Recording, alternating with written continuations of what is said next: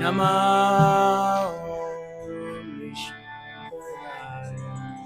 Krishna Prishtaya Bhutale Srimate Bhakti Vedanta Swami Iti Namine.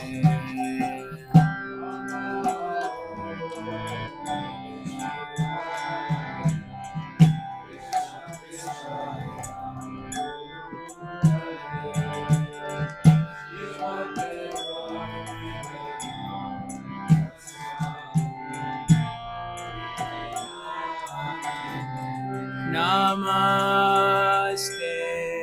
Saraswati Deve Gauravani Pracharine Nirvishesha Shunyavadi Pasatya Deshatarine.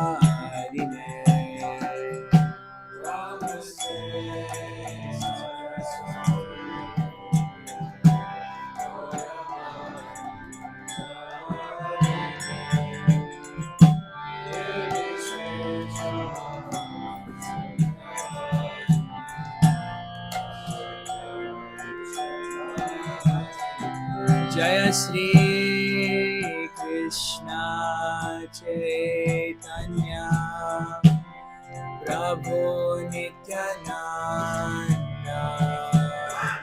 Shri Advaita Gadadhar Shri Vyasa Gaura Bhakta Vrinda.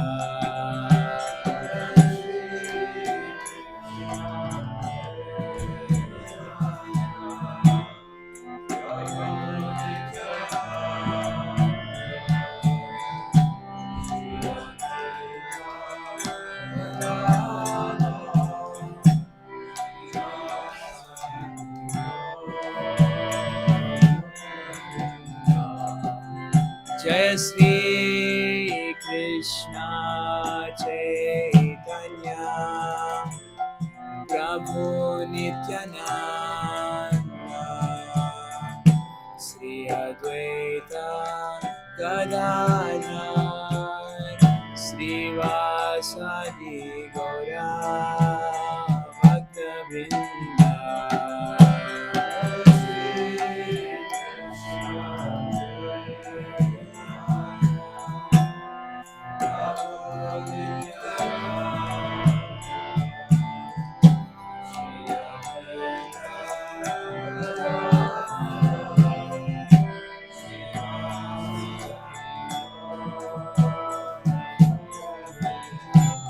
Jaya Shri Krishna Chaitanya Prabhu Nityananda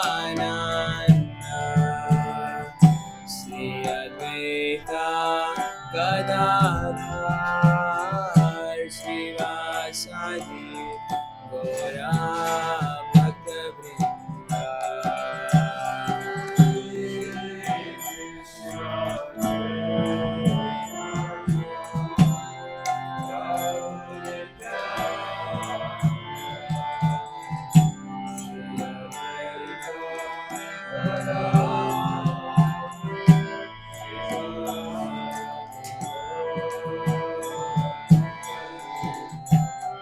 Hare Krishna, Hare Krishna, Krishna Krishna, Hare Hare, Hare Rama, Hare Rama, Rama Rama, Hare Hare.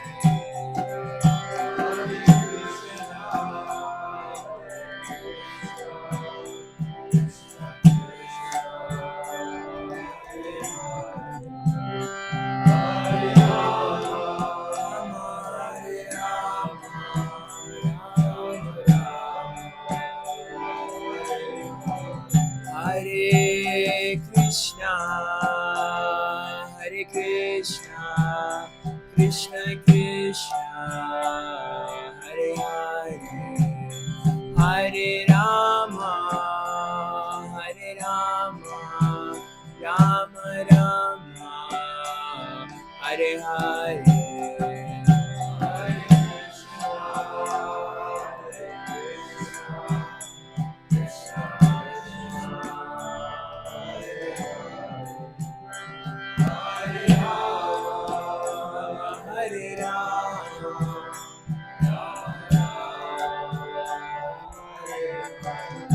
Hare Krishna, Hare Krishna, Krishna Krishna, Hare Hare, Hare Rama, Rama Rama, Hare Hare.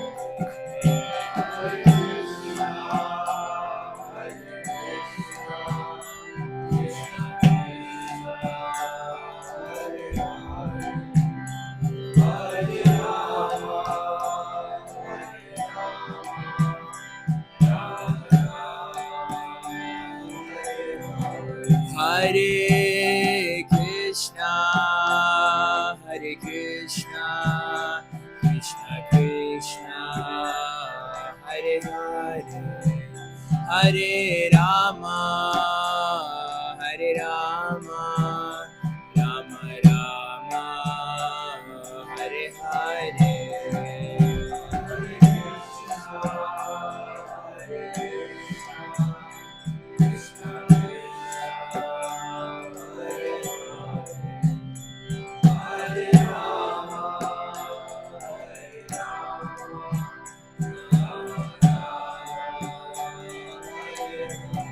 Hare Krishna, Krishna Krishna, Hare Hare, Hare Rama, Rama Rama, Hare Hare.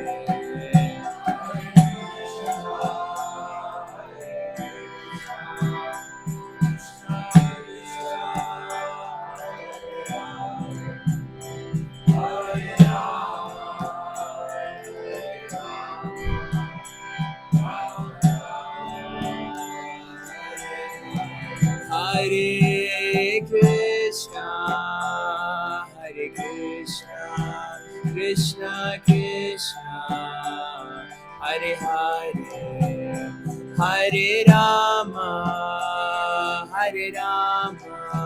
Rama Rama, Hare Hare.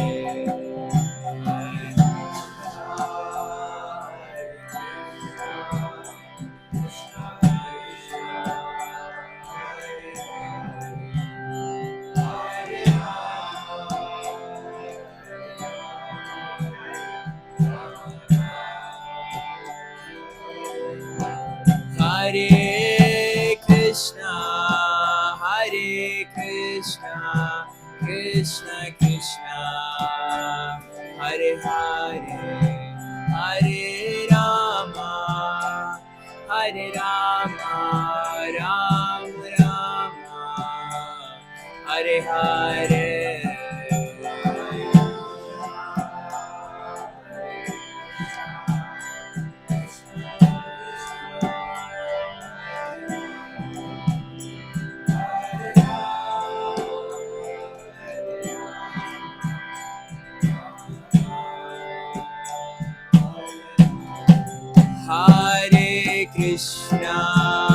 Hare Krishna, Krishna Krishna, Hare Hare, Hare Rama, Rama Rama, Hare Hare.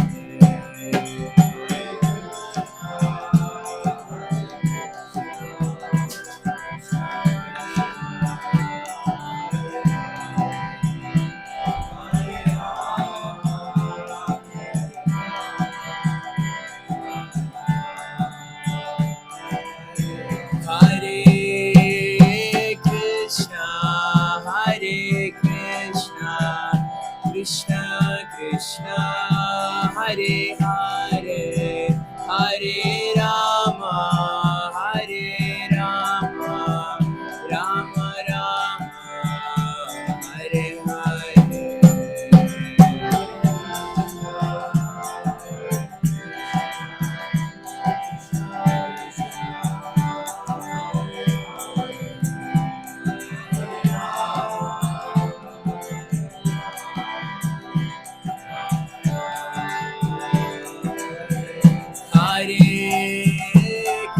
Krishna Krishna Hare Hare Hare Rama Hare Rama Rama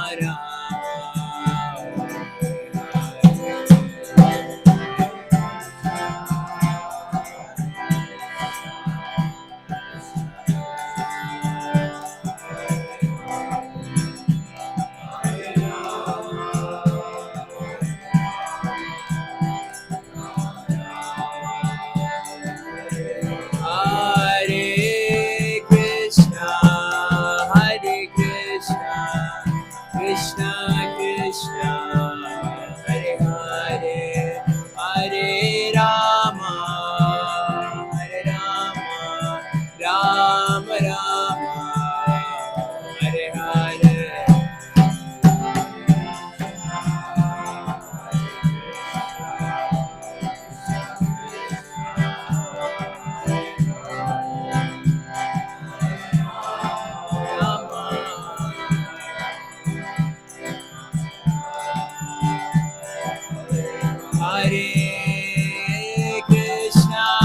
Hare Krishna Krishna Krishna Hare Hare Hare Rama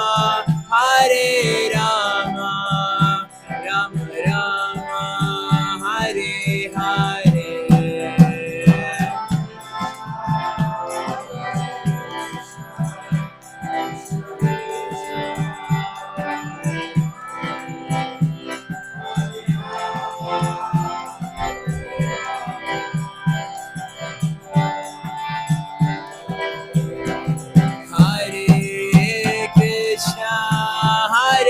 Krishna Krishna Krishna Hare Hare Hare Rama Rama Rama Hare Hare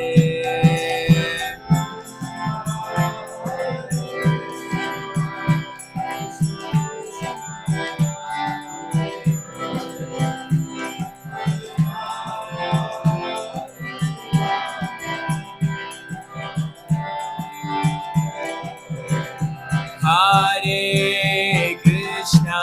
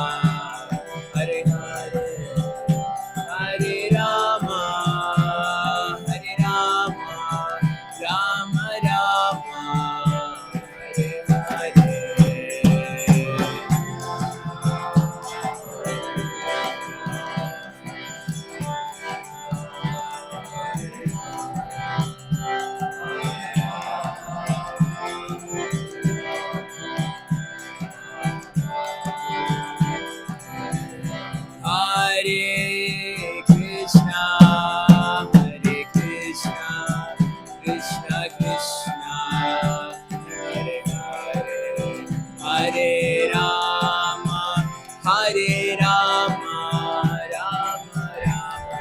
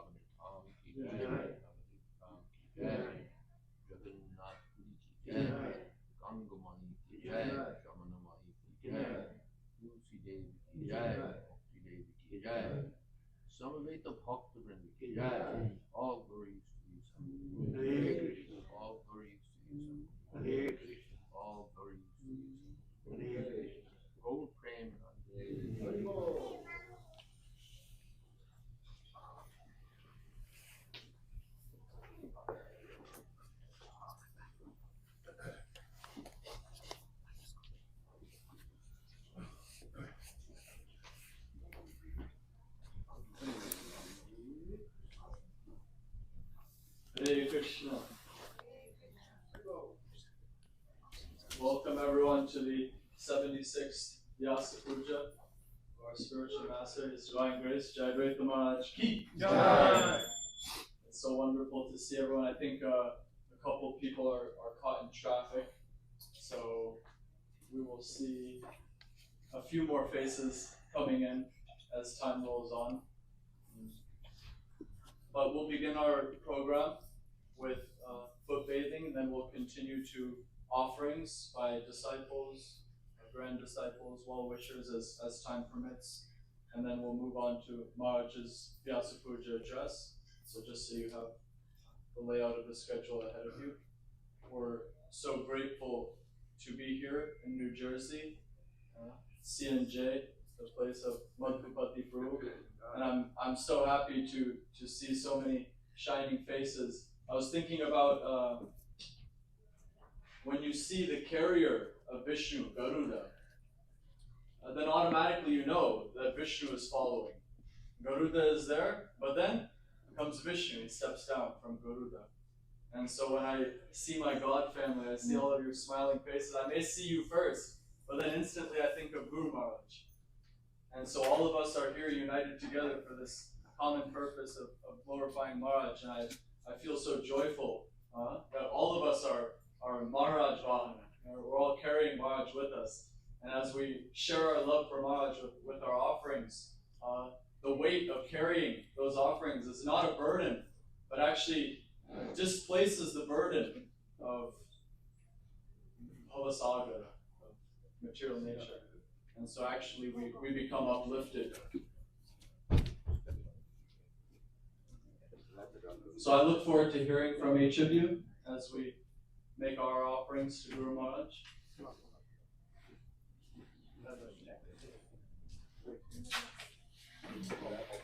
Just a note on stepping on the altar, we have to do so very softly.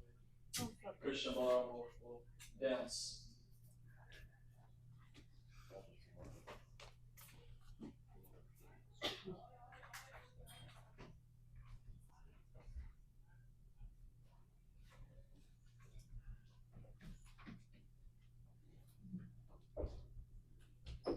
Srila Prabhupada Ki Jai.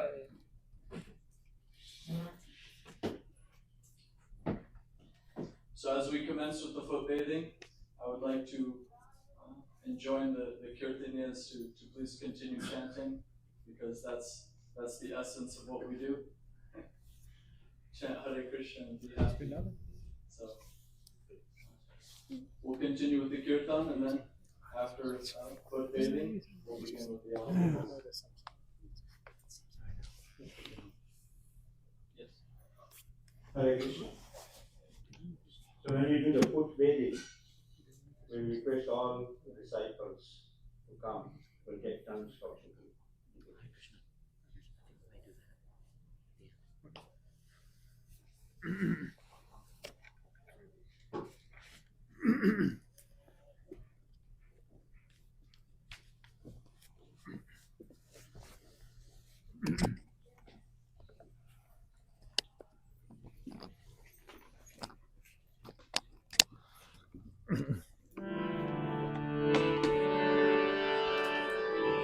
Shri Krishna Chaitanya Prabhu Nityananda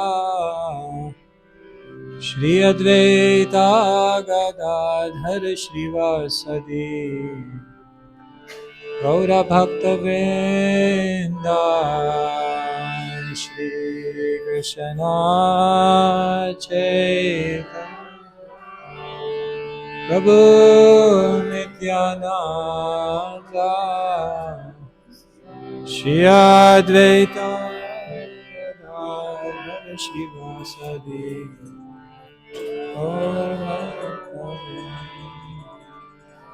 Shri Krishna Chaitanya Prabhu Nityananda Shri Advaita Gadadhar Shrivasadi Gaura Bhakta Vrinda Shri Chaitanya Prabhu Nityananda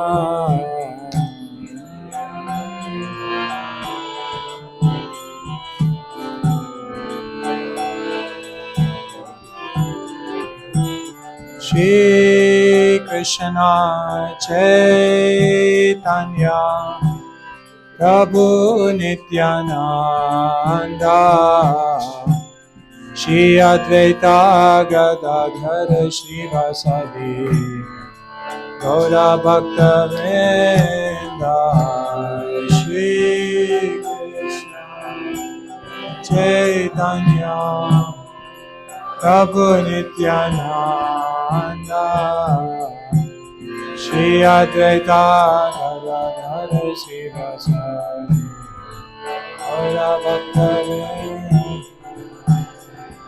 Hare Krishna Krishna Krishna Hare Hare Hare Rama Rama Rama Hare Hare Hare Krishna Krishna Krishna Hare Hare Hare Rama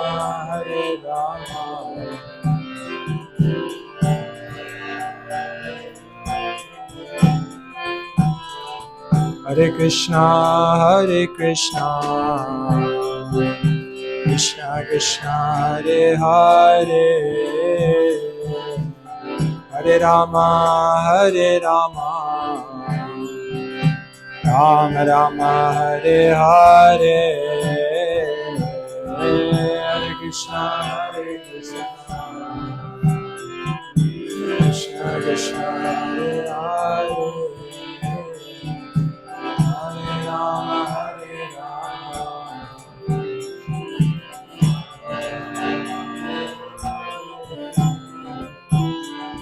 Hare Rama Hare Krishna Krishna Krishna Hare Hare Hare Rama Rama Rama Hare Hare Hare Krishna Krishna Krishna Hare Hare Hare Rama, Hare Rama.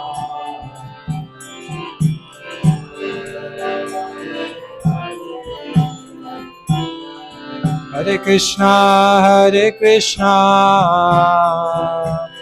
Krishna Krishna, Hare Hare, Hare Rama,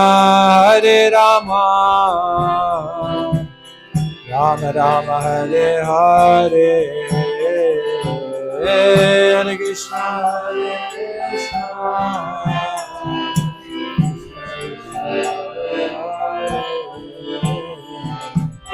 Hare Rama,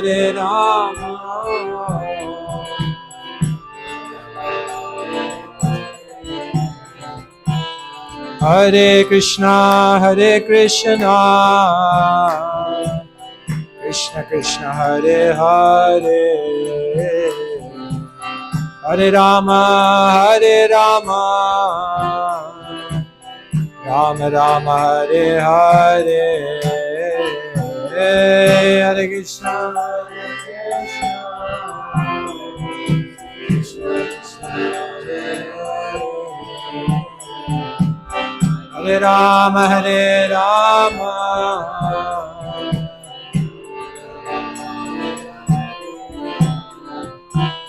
Hare Krishna,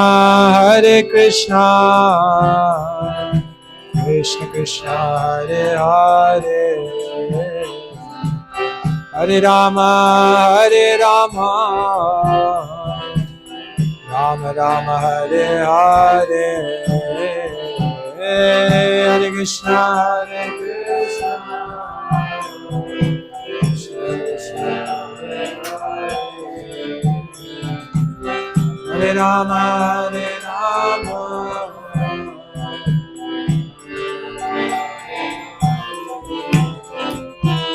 Hare Krishna, Krishna Krishna, Hare Hare, Hare Rama, Rama Rama, Hare Hare, Hare Krishna, Krishna Hare Hare, Hare Rama,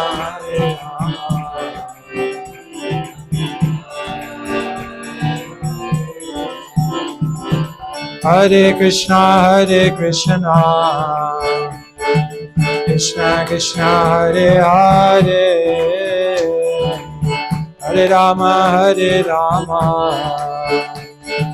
Rama Rama, Hare Hare, Hare Krishna,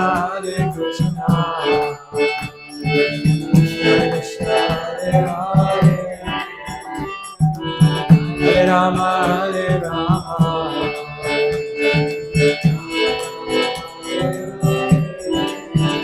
Hare Krishna, Krishna Krishna, Hare Hare, Hare Rama, Rama Rama, Hare Hare, Krishna,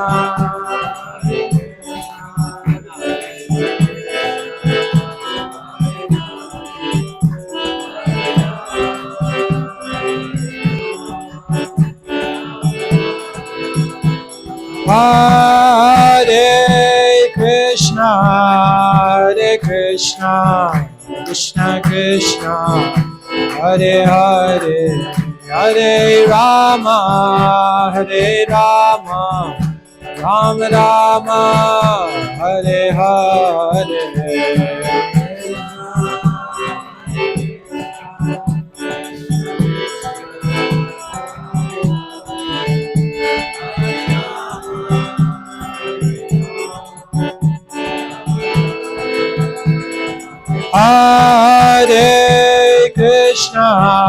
Hare Krishna, Krishna Krishna, Hare Hare, Hare Rama, Rama Rama, Hare Hare,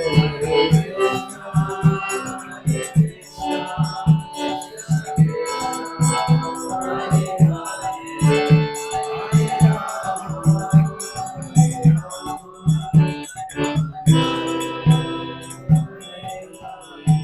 Nitai, Gaur Premanande, Haribol.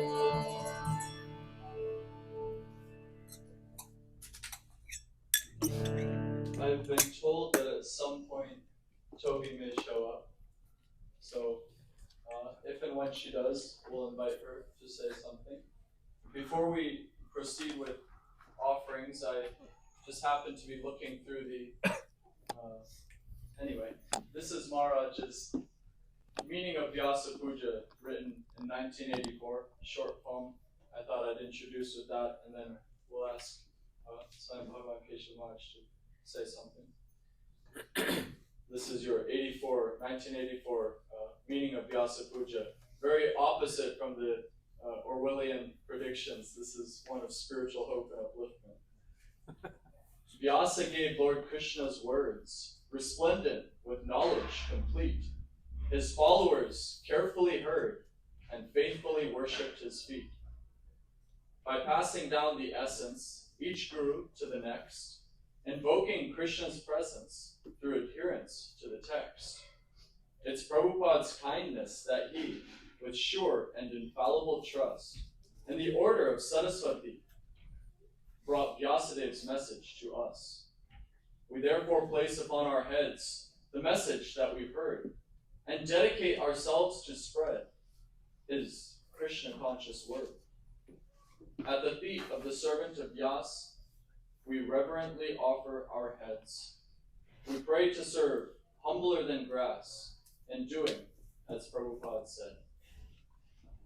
And so in getting the mercy of the spiritual master, we can, okay, yeah, thank you. In getting the mercy of the spiritual master, it said that you get the mercy of Krishna.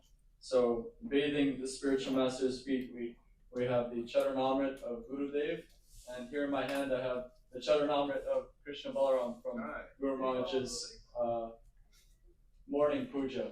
So while I call Keshav Maharaj up to say something, I will throw some Krishna Balaram Charanamrit your way. Yes.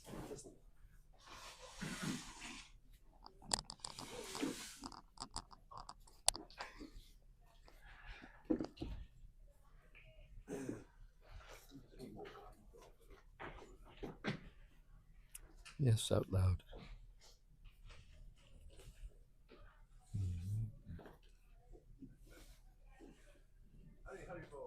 And if anybody didn't get, there's a whole bottle. Don't worry. Feel free to grab more.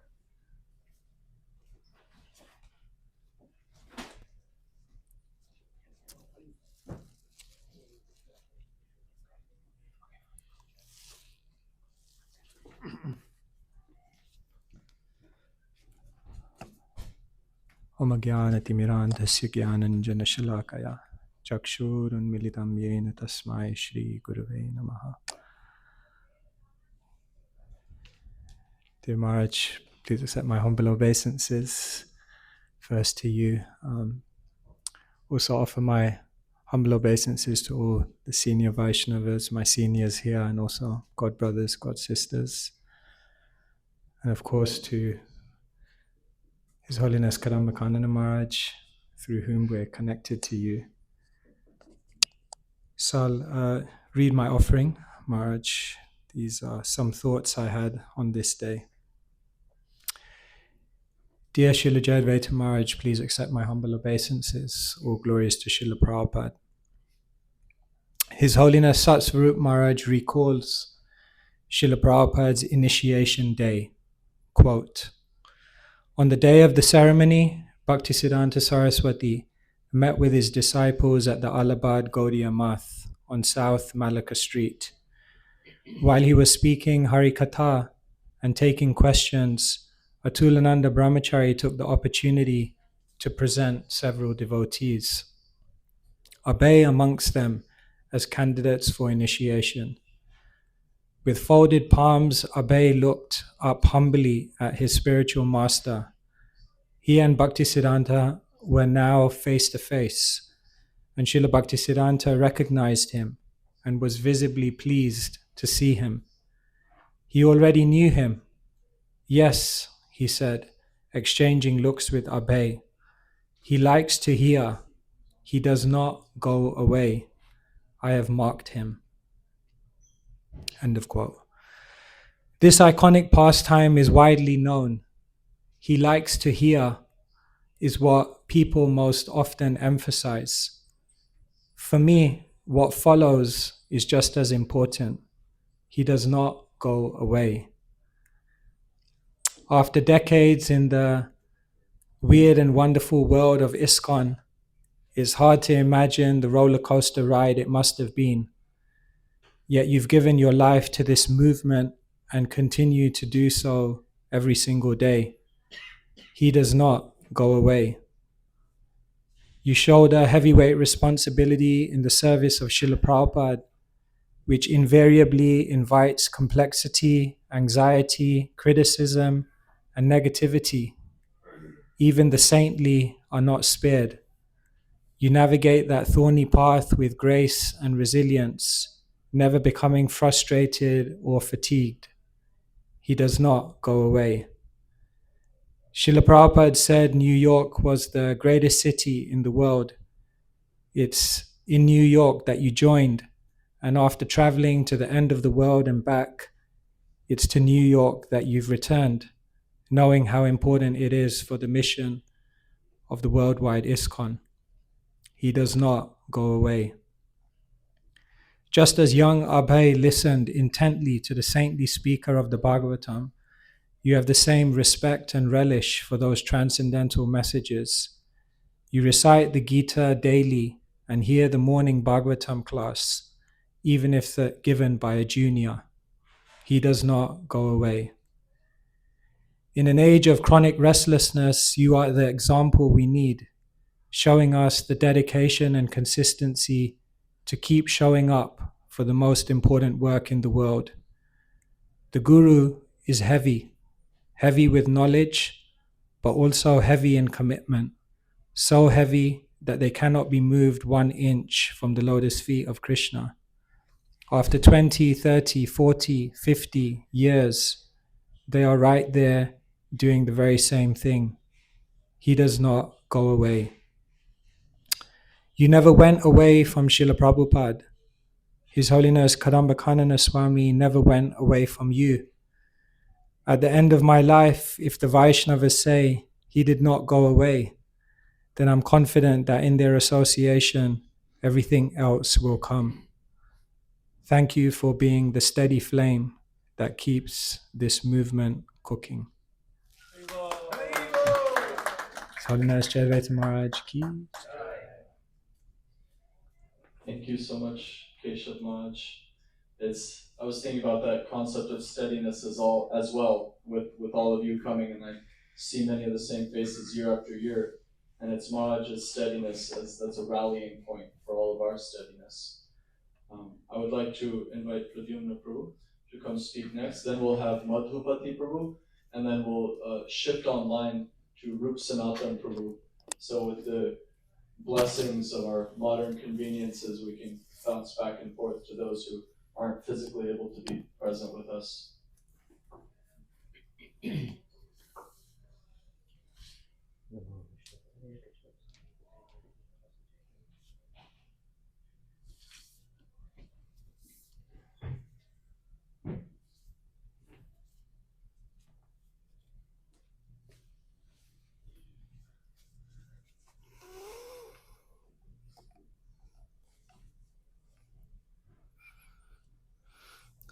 Om Jnanatimirandasya Gyananjana Shalakaya Chakshurun Militam Yena Tasmai Shri Guruve Namaha. Nama Om Vishnupadaya Krishna Prasthaya Bhutale Gurudasa Jayadvaita Swami Niti Namine. Dearest Guru Maharaj, please accept my humble obeisances. All glories to Srila Prabhupada, all glories unto your divine grace on this blessed day of your Vyasa Puja. You are celebrated for eloquence, and though many times your words can be few, they pierce illusion with precision, and they linger in the heart long after they were spoken. Each phrase is like a ray of realization, concise, sharp, yet deeply compassionate. Your words prod me to reflect, to awaken, and to live more consciously in service to Krishna. On this sacred day of Vyasa Puja, I wish to reflect on just a few of your short yet powerful quips, which have now become meditations to guide me for a lifetime. Number 1. Leadership begins at 4:30 a.m. You had come to stay at Bhaktivedanta Manor for a few days. For 3 consecutive mornings, I was late for the morning program. The first day, I arrived during Lord Nrsingadev's prayers, the second day at the start of Japa, and on the third day at 6 a.m., ready to drive you to Soho Street. I stood, waiting, and smiled as you entered the reception room. I offered my obeisances, and when I stood up, I noticed you didn't smile back.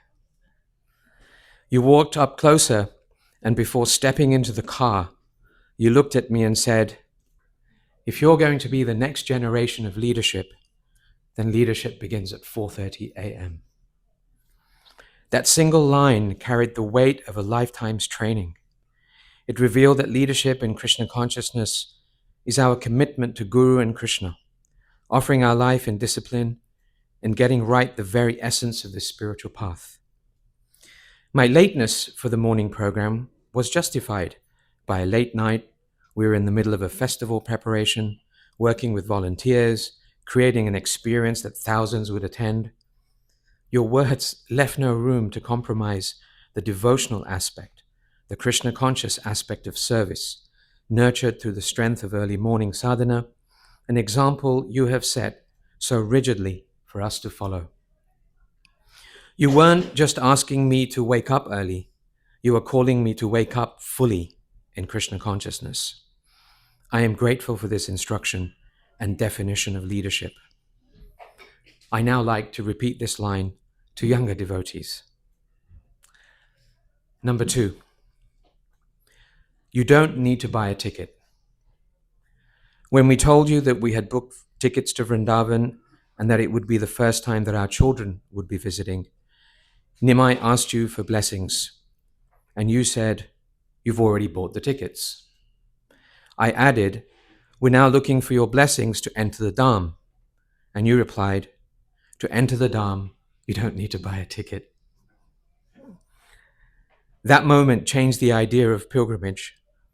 You revealed that Vrindavan is not reached through a travel agent, but through consciousness. The entrance is not purchased, but granted by the grace of Guru, by humble service and by loving devotion. Pilgrimage, you showed, is not about booking flights or seeing sights. It's about service. The real preparation is not in packing, but in purifying ourselves. It's not just about going to the Dham, but in serving the Dham with elevated consciousness. Many times you have asked, what is your service in the Dham? Ensuring that we were focused, absorbed, and in the mood of seva. Since then, I have remembered your words in daily life. One does not need to travel to enter the holy Dham.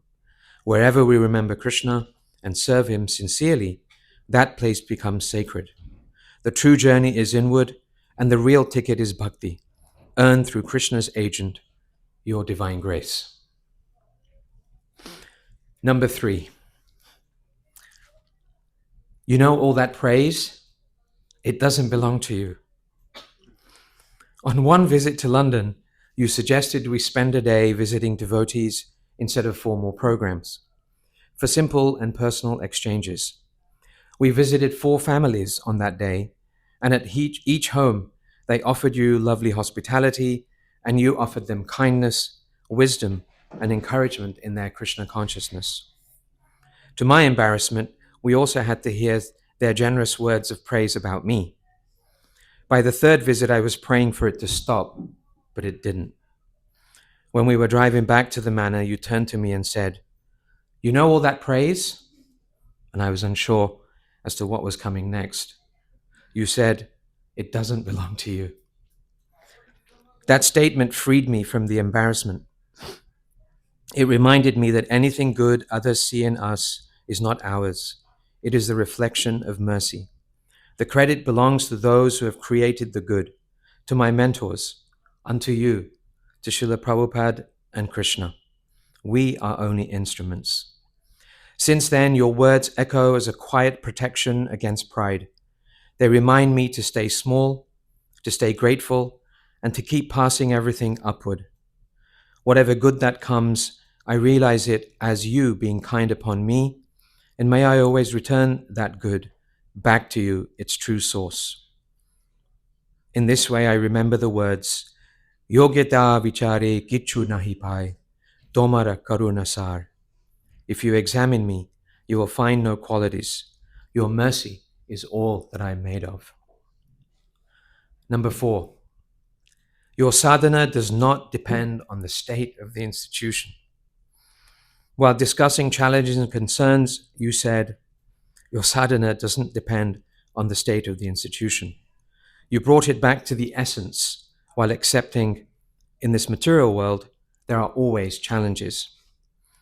A devotee once asked you what you did when faced with challenges. You said, I put my hand in my bead bag and chant Hare Krishna. The devotee pushed for some more insight, thinking that there must be something else you did in dealing with challenges. You said, this is the solution. The devotee later told me that when you said that, he felt your conviction. Just put your hand in your bead bag and chant Hare Krishna.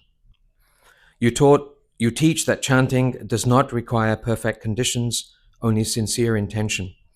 The holy name stands beyond circumstance, politics, or imperfection. It is the prime benediction for humanity, complete, non-different to Krishna. So when confusion or weariness appears, I gain strength from these powerful statements of your deep faith in the holy names of Krishna. And number 5, reading means thinking. Once I asked you how to learn and how to study in order to better comprehend what I read. You replied, reading means thinking.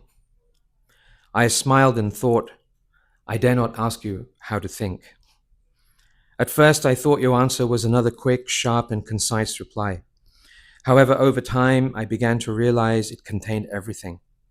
You are not speaking of mental speculation or academic analysis. You are pointing towards absorption, which you had mentioned as the progressive destination for all devotees. Through your example, I've learned that thinking means reflecting, turning the words over in my heart, and drawing out their living meaning. It means connecting to Shastra, to service, to our respective situations, and most importantly, it means to awaken devotion. From hearing and watching your deep respect for scripture, how you quote and express the absolute truth, I have realized that true comprehension is not just about memory or mastery, but about clarity of consciousness, having Krishna consciousness. Thank you for your example of having served the words of scripture with great attention. Your instruction, reading means thinking, continues to unfold. There's a lot more reading to be done, and certainly a lot more thinking, for deeper reflections and learning yet to be experienced.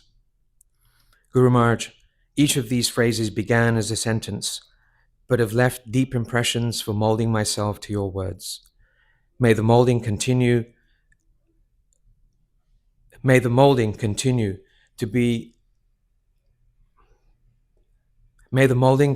giving me greater attention to these and many other instructive words that you kindly share with us. In each of your words, I glimpse your depth, your devotion, and your unwavering loyalty to Srila Prabhupada, and your integrity to the conclusions of the Parampara. On this blessed Vyasa Puja day, I bow again and again at your lotus feet. Your humble servant, Pradyumna Das.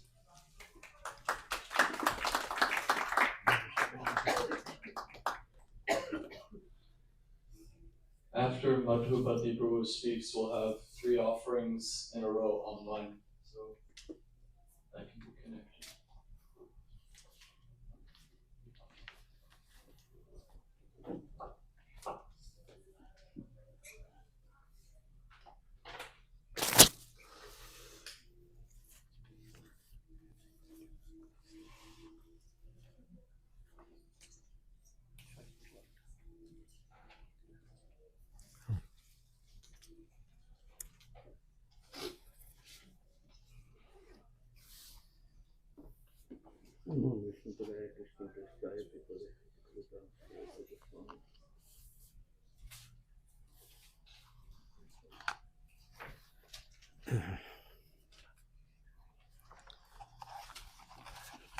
Namo Vishnupadaya Krishna Prestaya Bhutale Gurudas Jayadvaita Swami Namine Jayadvaita Abhidham Vande Vinitam Vyasa Satgunam Bhakti Vedanta Sevarte Granthanam Hi Sampadakam. Dear Guru Maharaj, please accept my humble obeisances at the lotus feet. All glories unto you, all glories to Srila Prabhupada. From the time I first met you in early 1990s and got firmly convinced by your powerful question answers sessions at New York Rath Yatra, I sought your shelter at your lotus feet. I approached you for formal shelter in 1996, and you mercifully accepted me as your disciple in Kartik 2000 at Govardhan. Traveling with you on Mayapur Parikrama, Delhi temple opening, Boston Rath Yatra, serving you at Govardhan Center during Kartik, your trip to Vadodara, my hometown, your association and service opportunity at Juhu temple during my stay at Juhu, Bhelpuri on California highway travel, your endless instructions and guidance to me over the years in New Jersey, your mercy manifested as CNJ Yatra from your instructions to me and my congregation, and many other pleasurable associations you extended to me, the not being worthy of it, and your Vyasa Puja celebrations from Vrindavan, Mayapur, New Jersey are memories I cherish. Titikshava Karunika Surida Sarva Dehinam Ajata Satrava Santa Sadhava Sadhu Bhushanam. The symptoms of a sadhu are that he is tolerant, merciful, and friendly to all living entities. He has no enemies. He is peaceful. He abides by the scriptures, and all his characteristics are sublime. From Srimad Bhagavatam, 3rd Canto, 25th chapter, 31st verse. I have seen this quality so nicely manifested in you over all these years in your interactions with me and many other neophyte to senior devotees. You are a true sadhu and Prabhupada Nuga. Disciple and spiritual master are never separated because the spiritual master always keeps company with the disciple as long as the disciple follows strictly the instructions of the spiritual master. From Srila Prabhupada Purport, from the Srimad Bhagavatam, 4th Canto, 28th chapter, 47th verse. To execute the will of the spiritual master, the disciple should be prepared to lay down his life and abandon all personal considerations. In the case of spiritual knowledge, all progress depends more or less on the mercy of the spiritual master. The spiritual master must be satisfied with the disciple. Only then is knowledge automatically manifest before the student of spiritual science. The process should not, however, be misunderstood to be something like magical feats, whereby the spiritual master acts like a magician and injects spiritual knowledge into his disciple, as if surcharging him with an electrical current. The bona fide spiritual master reasonably explains everything to the disciple on the authorities of Vedic wisdom. The disciple can receive such teachings, not exactly intellectually, but by submissive inquiries and a service attitude. From Srila Prabhupada Purport on Srimad Bhagavatam, 2nd Canto, 1st chapter, 10th verse. May I always continue to follow your instructions with all sincerity and aspire to be Jayadvaita Swami Nuga. Yasya deve parabhakti yatha deve tatha guru tasyati kathita hi artha prakashante mahatmana. Only unto those great souls who have implicit faith in both the Lord and the spiritual master are all the imports of the Vedic knowledge automatically revealed. It is further stated, Tushyaham sarva bhutatma guru shushushriya and taranti anjo Bhavanamam. Simply by rendering service to the spiritual master, one crosses the ocean of nescience and returns home back to Godhead. Thus, he gradually sees the Supreme Lord face to face and enjoys life in association with the Lord. My only wish is to have my consciousness purified by the words emitting from your mouth. O Master, please be merciful unto me and give me the state of your lotus feet. Your servant. Madhupati Das. Thank you, Madhupati Prabhu. We'll turn our attention online for the next three offerings. Rup Sanatan Prabhu, Nimai Mataji, and Mukundangri Prabhu. And then we'll continue here in the room with Mahaprasad Govinda Prabhu and Mani Manjari Mata, and then Lakshmana Mata.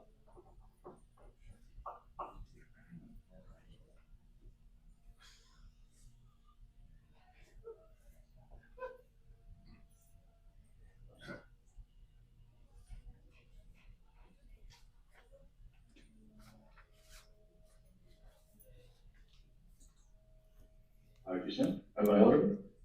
Yes. Okay, good.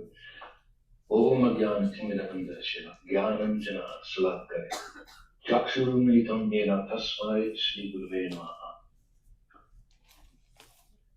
Material conditioning makes us fundamentally flawed in the standard four ways. I've always assumed that there is a natural progression among them. Because we have imperfect senses, our sense of reality becomes so impoverished and warped that we end up living in illusion. And because we live in illusion, we are bound to make mistakes, which we then need to cover up by cheating. The success of such cheating, of course, relies on the same imperfect senses and flawed nature of others, who in turn believe the illusions we've spun around them and ourselves. Combine all these cascading flaws, and one faces a faulty, thoroughly twisted humanity. That human beings are fundamentally flawed has not gone unnoticed outside Vaishnava circles. One well-known Western philosopher put it succinctly: out of the crooked timber of humanity, no straight thing was ever made. Yet even he echoed an already ancient truth found in the Bible, quote, "Consider the work of God, for who can make straight what he has made crooked," end of quote. Considered this way, human beings live in my imagination as a tangle of gnarly, knotted branches growing from the bent, irregular tree of material existence. Such branches, such conditioned souls, can never get everything right, never be morally unequivocal, never remain straightforwardly good. Or, as you wrote, the crooked trees in the reflection can never be made steady or straight. That was from Vanity Karma. You once asked Srila Prabhupada about perfection and imperfection in the spiritual master, how we may see some discrepancies in him, how he may seem to forget something or not know something. In other words, whether the spiritual master too is made of that same crooked timber of humanity. But Srila Prabhupada corrected that idea again. Quote, "The viewpoint is wrong, therefore you find discrepancies," he said.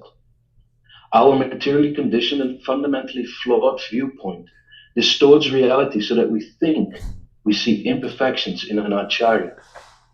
Prabhupada said, "Acharya is not God, omniscient. He is servant of God. His business is to preach the bhakti cult. That is acharya." End of quote.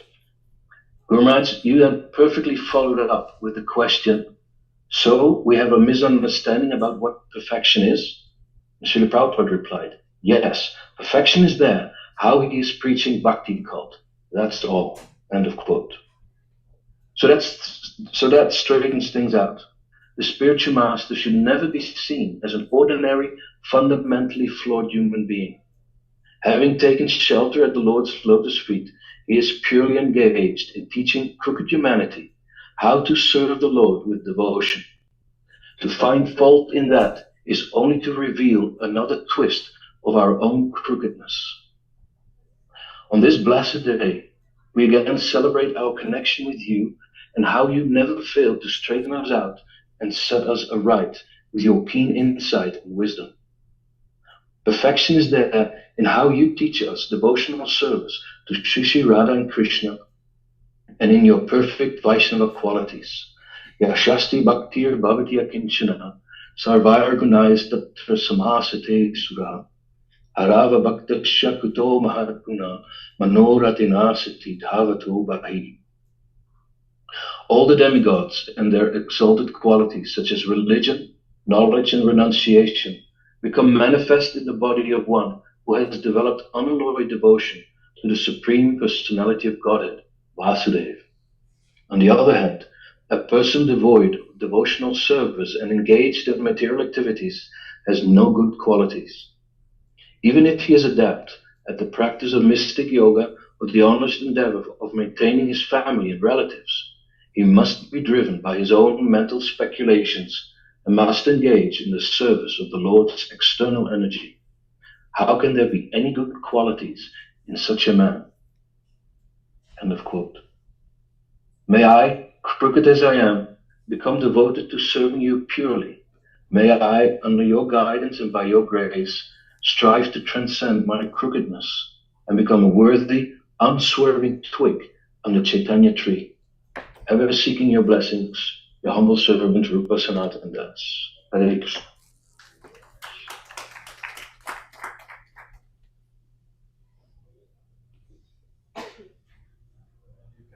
Find Nimai Mataji. She should be on there. I'm here. Yes. Can you hear me? Yes. Om Jnanatimirandasya Jnananjana Shalakaya Chakshuromilitam Yena Tasmai Shri Gurave Namaha. Nama Om Vishnupadaya Krishna Prasthaya Bhutale Guru Dasa Jayadvaita Swami Niti Namani. Writer's block. I wrote these 2 words on a Word doc and it sat on my desktop for what felt like weeks.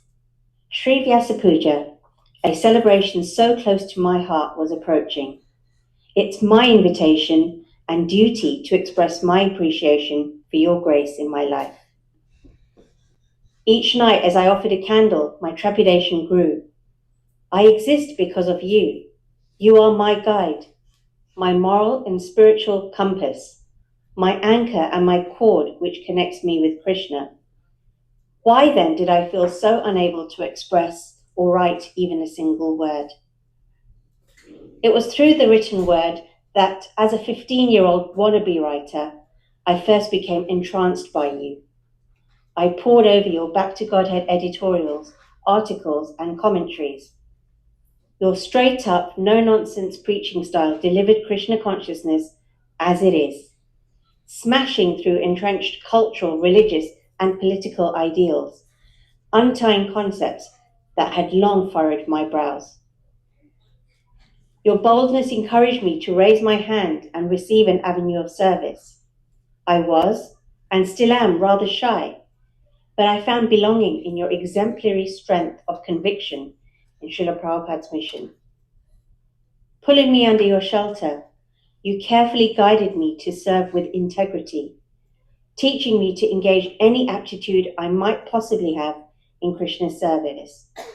You even gifted me your pen in the 90s, a token that I received as your blessing.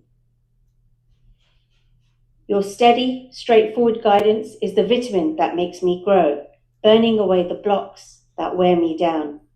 Whether I'm trying my hand at making khichdi, or polishing paraphernalia, or writing a script, I pray to always hear your instructions and conduct myself in a way that might somehow please you.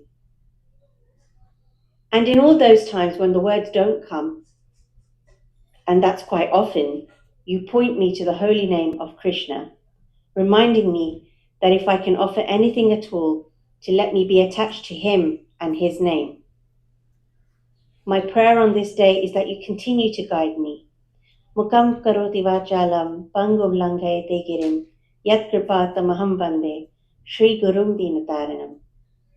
By the mercy of the Guru, even a dumb man can become the greatest orator, and even a lame man can cross mountains. Guru Maharaj, I'm safe in your shelter, a shy shoot learning to flower, but ever reliant on and grateful for your affection and the strength of your instructions. Hare Krishna. Thank you, Niyamai Mata. Next we'll hear from Mukundangri Prabhu. Hare Krishna, am I audible? Yes, Prabhu.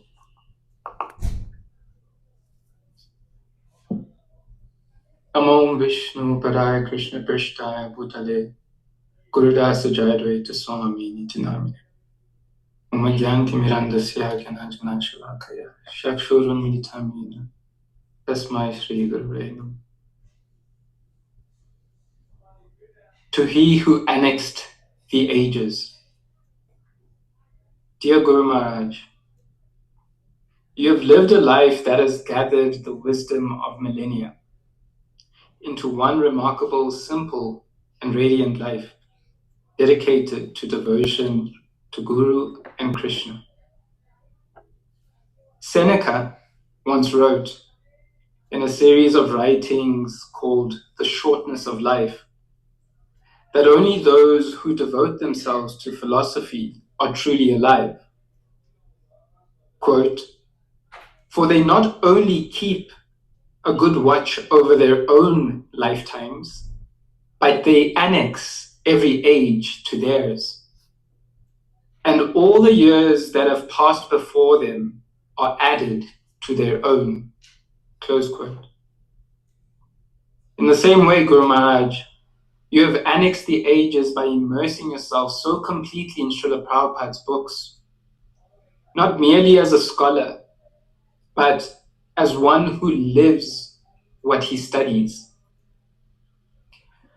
Through your surrender, you have inherited the virtues of the saintly teachers who have walked before you, allowing us, your disciples and followers, to touch the flowing current of that ancient and living river of wisdom.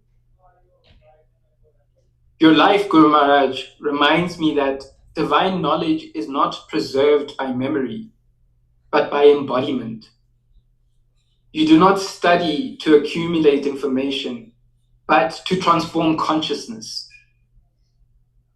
Each line of Srila Prabhupada's purports becomes a lived reality, shaping your character, refining your vision, and deepening your compassion. In this way, Shastra becomes Shila, scripture becomes virtue. By making your heart a transparent vessel of your spiritual master's will, you have allowed the mercy of the Parampara to flow without obstruction, as it is. Your surrender is not a sentiment, but a science. To be so aligned with Guru and Krishna that one's very life becomes an uninterrupted offering. Through your words and example, we are reminded that the true measure of learning is transformation. In your association, time itself feels sanctified. Through you, we glimpse the humility of Vyasa, the fearlessness of Vidura, the compassion of Prahlad Maharaj, and the unwavering fidelity of Srila Prabhupada. In you, the wisdom of yestermillennia finds a home in the modern world. Practical, compassionate, and uncorrupted by fashion or ambition.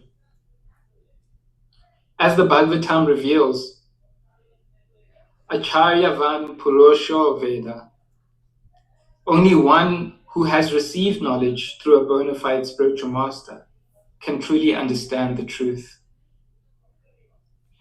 Because you have fully offered yourself to your own Guru, you stand as a bridge for us between the eternal and the ephemeral, between wisdom of the ancients and the confusion of our age. Through you, we too inherit the timeless understanding of the great souls. You have shown us that devotion, when lived with such integrity and tenderness, is not a relic of the past, but the most urgent truth of the present. May we, by your grace, learn to annex eternity to our fleeting lives by following the footsteps of your lotus feet. Ever your servants, Mukundangridas, Kapalatikadasi, and Amayani Maitas. Thank you so much, Mukundangri Prabhu. Next we hear from Mahaprasad.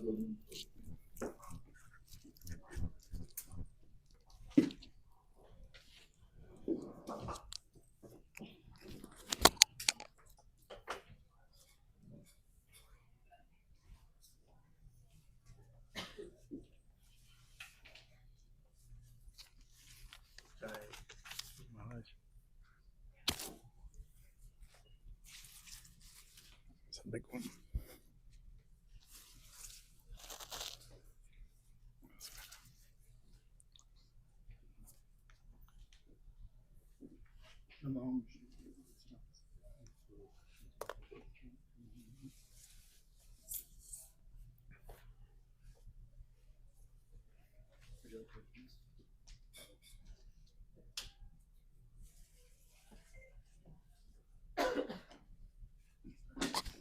Hare Krishna.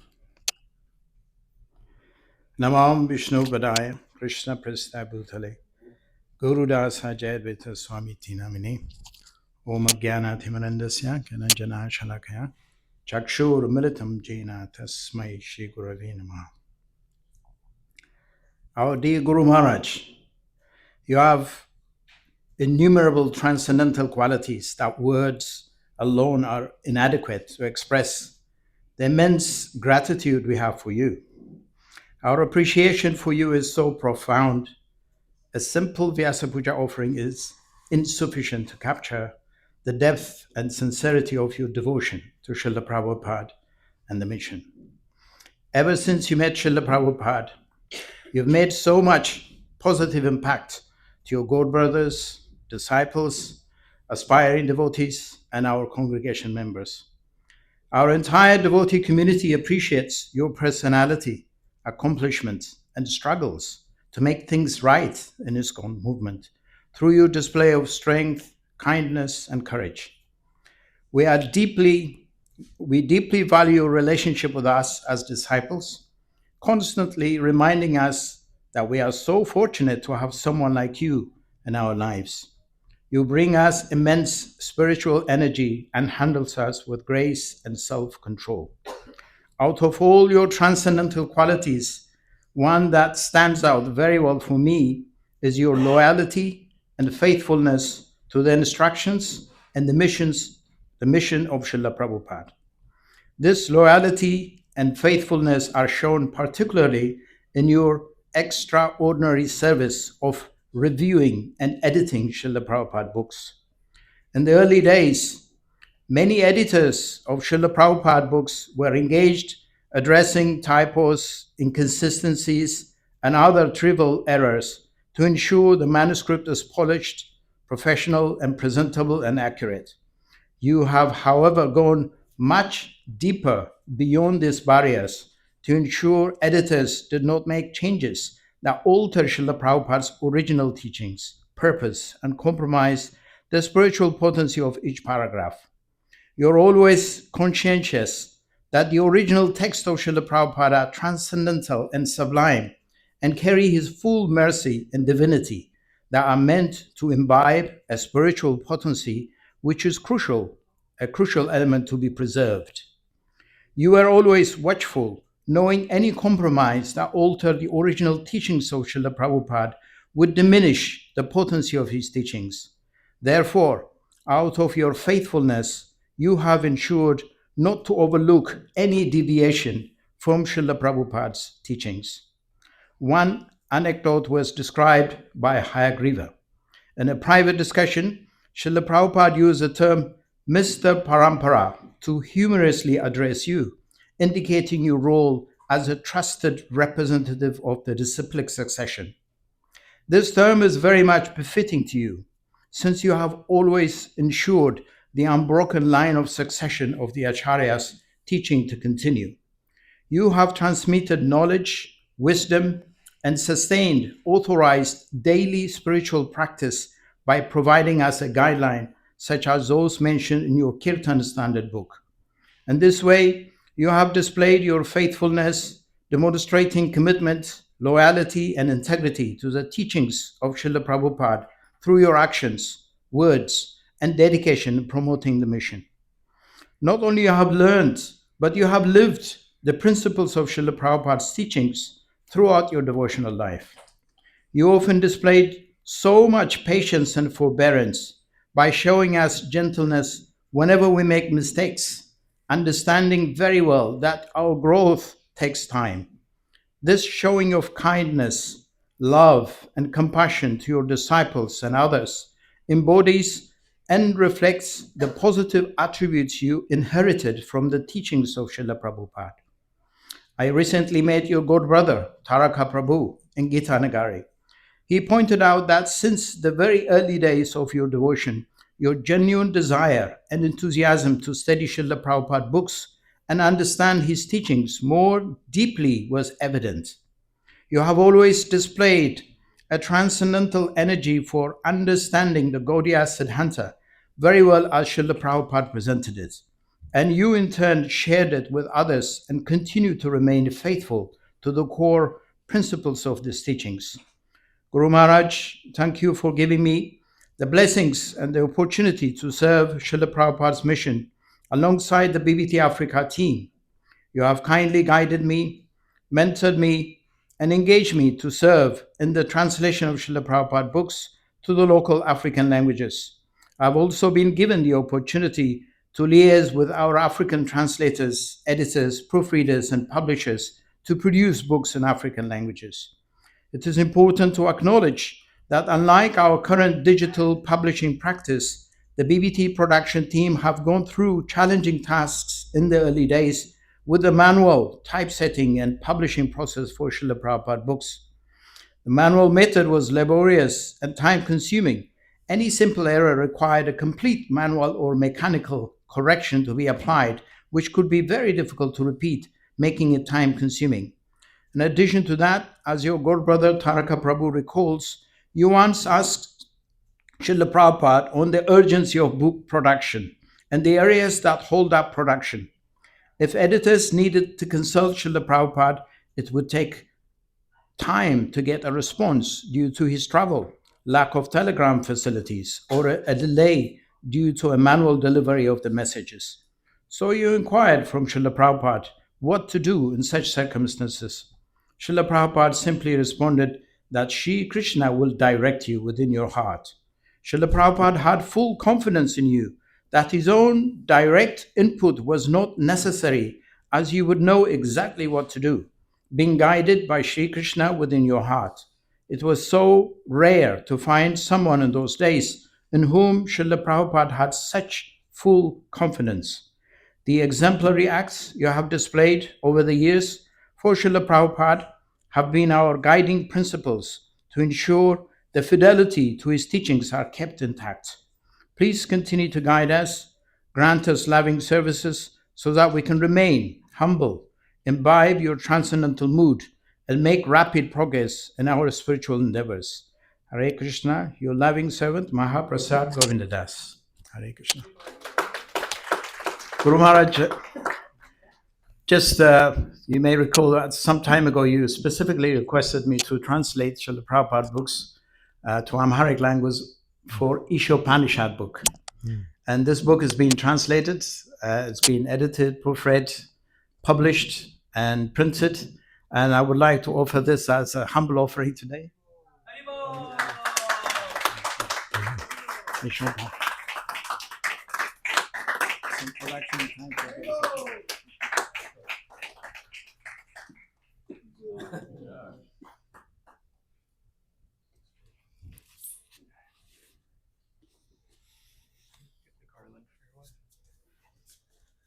Next, we'll hear Amharic from. scripted self chants and dances. Beautiful. Thank you. Next, we'll hear from Mani Manji Mata.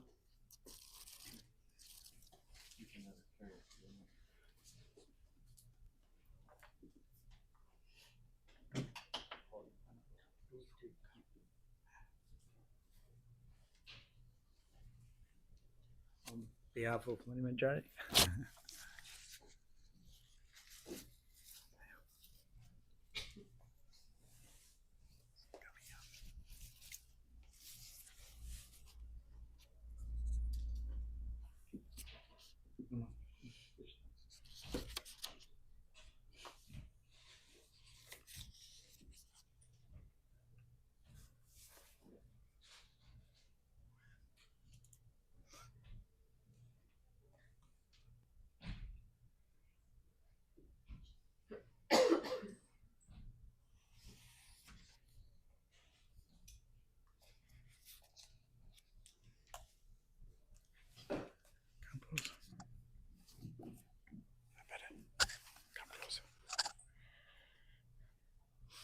Nama Om Vishnu Padaya Krishna Prastaya Bhutale Guru Dasa Jayadvaita Swami Niti Namine.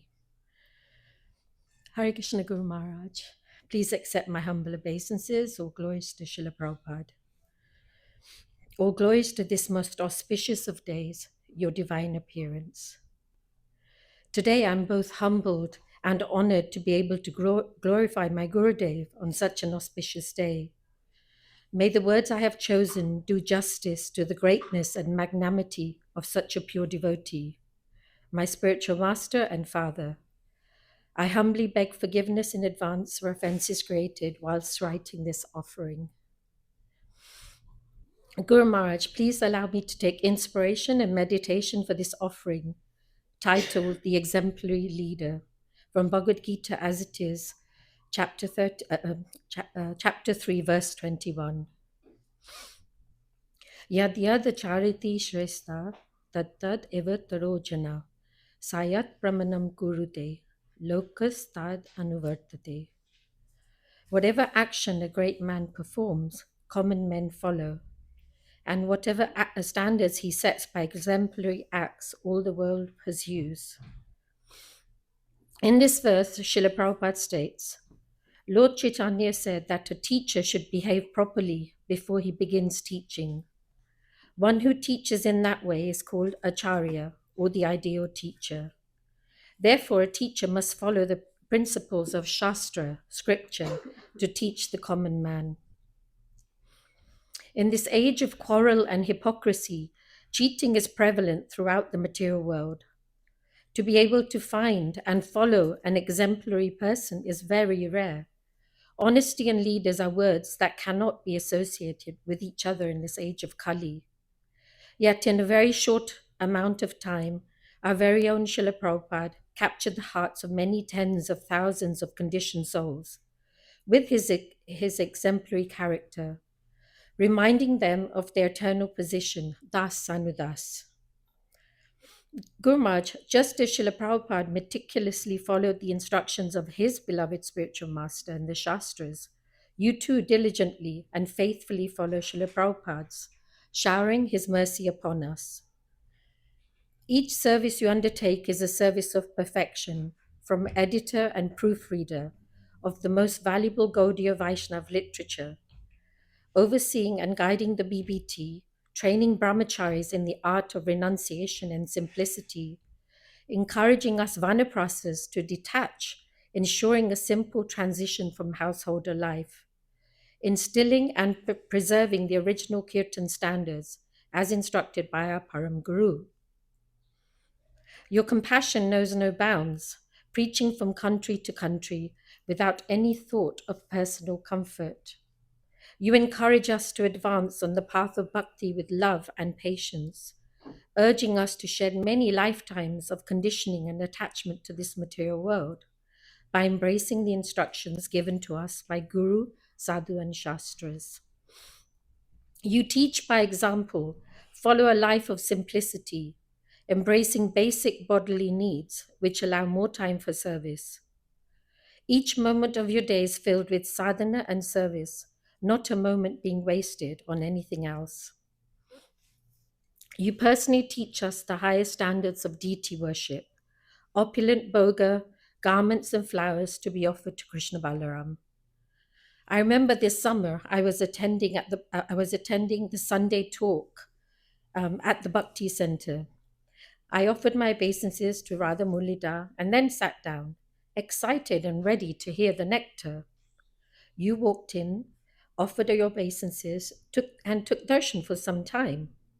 You then continued to purify your hands with Achmana and adjusted Chota Krishna's flute, which had become a little lopsided.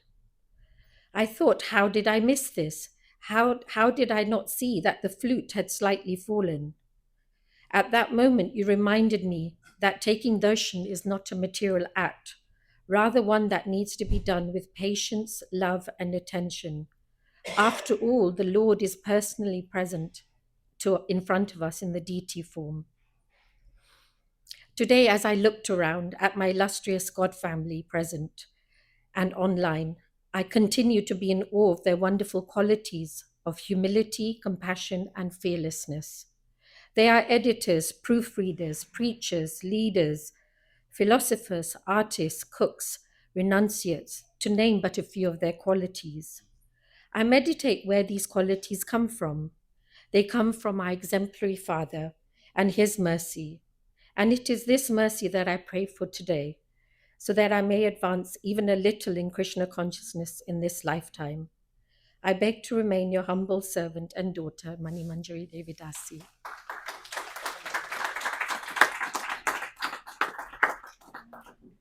Next, we'll call up Lakshmana Mata and her daughter Saraswati Devi. I would like to point our attention, of course, Krishna and Balaram, it said that Krishna is Bhushana Bhushana, the ornament of his ornaments. But Krishna is also bound by devotion, by love. And a lot of the decorations you see here were labor of love by Lakshmana Mata, and so many of us assisted in the creation. So her artistic devotion is represented on the stage behind Guru Maharaj and where Krishna and Balaram are on the altar. So please, everybody, take time to walk up when you get the chance. Maybe we'll have a recess in a few offerings, and you can come and take a closer look.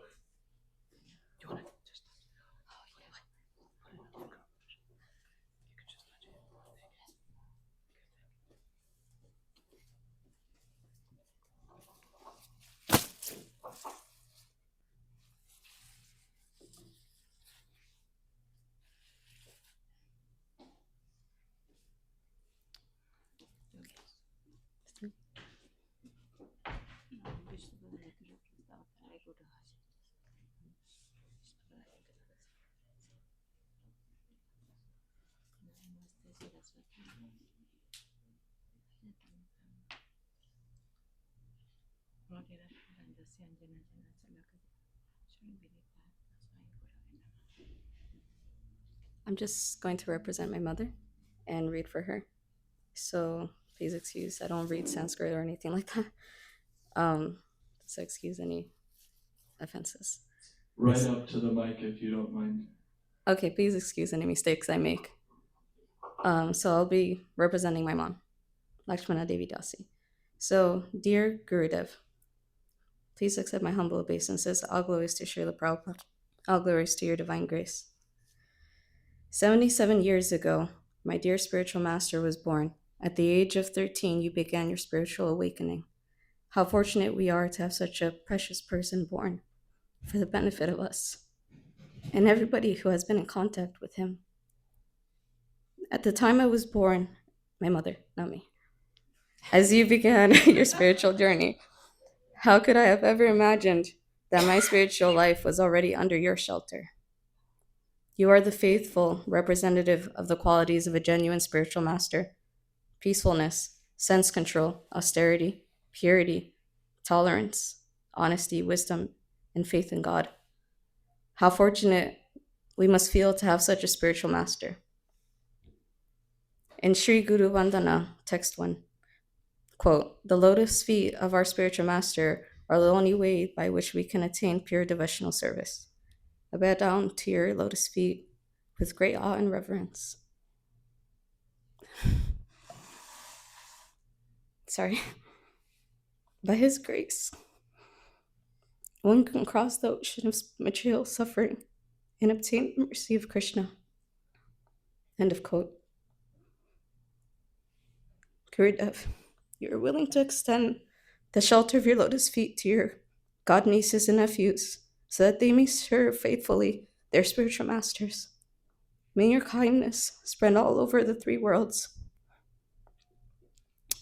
Text 2, in the last section, quote, "Attachment to his lotus feet is a perfection that fulfills all desires."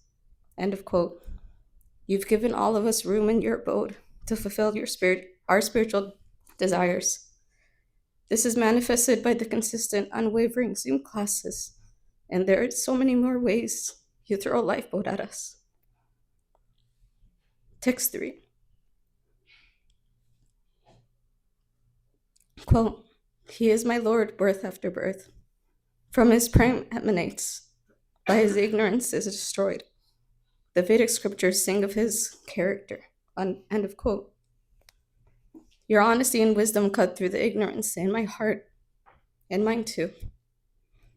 It is by your mercy that you open my darkened eyes and fill my heart with transcendental classes. Text 4, quote, "Our spiritual master is the ocean of mercy, friend of the poor, and the Lord and master of the devotees. O Master, be merciful unto me and give me the shade of your lotus feet. Your fame is spread all over the three worlds." End of quote. I think text 4 says all that needs to be said about you. We pray that your fame is spread all over the three worlds. We pray we may all serve you with the same honor and respect you have shown us. Your servant, Lakshman, Devi Dasi, and Saraswati.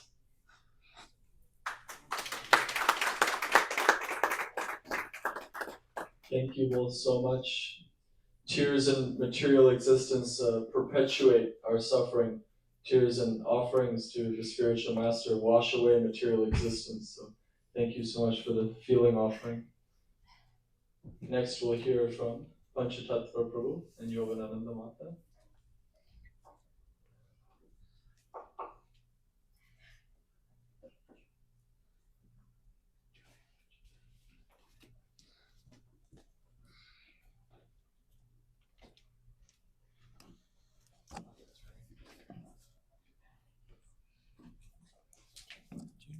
There's no tool to twist this. Yeah,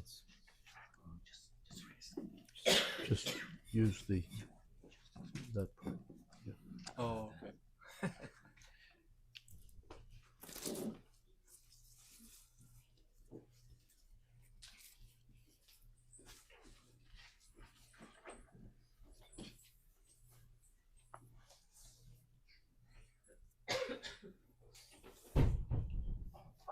We'll go for another 30 minutes and then we'll take a 15-minute recess. Namo Vishnupadaya, Krishna Prastaya Bhutale, Gurudasa Jayadvaita Swami Niti Namine. You have a powerful voice, Panchatattva Prabhu, but we still request close to the mic. Thank you. Well, there's a reason that I'm quiet before I read this. Maybe I'll speak a little extemporaneously. I've heard some really amazing offerings, and I think following in the footsteps of the comments of Mother Mani Manjari, that one of the hallmark qualities of a great spiritual master is that his disciples become spiritual masters. One of the hallmarks of a great sage is that sages are attracted to him, and that he creates sages out of persons who were simple in other ways, in so many ways in their lives, were carried out in a normal way. But then they become extraordinary. And I see this pattern and it amazes me.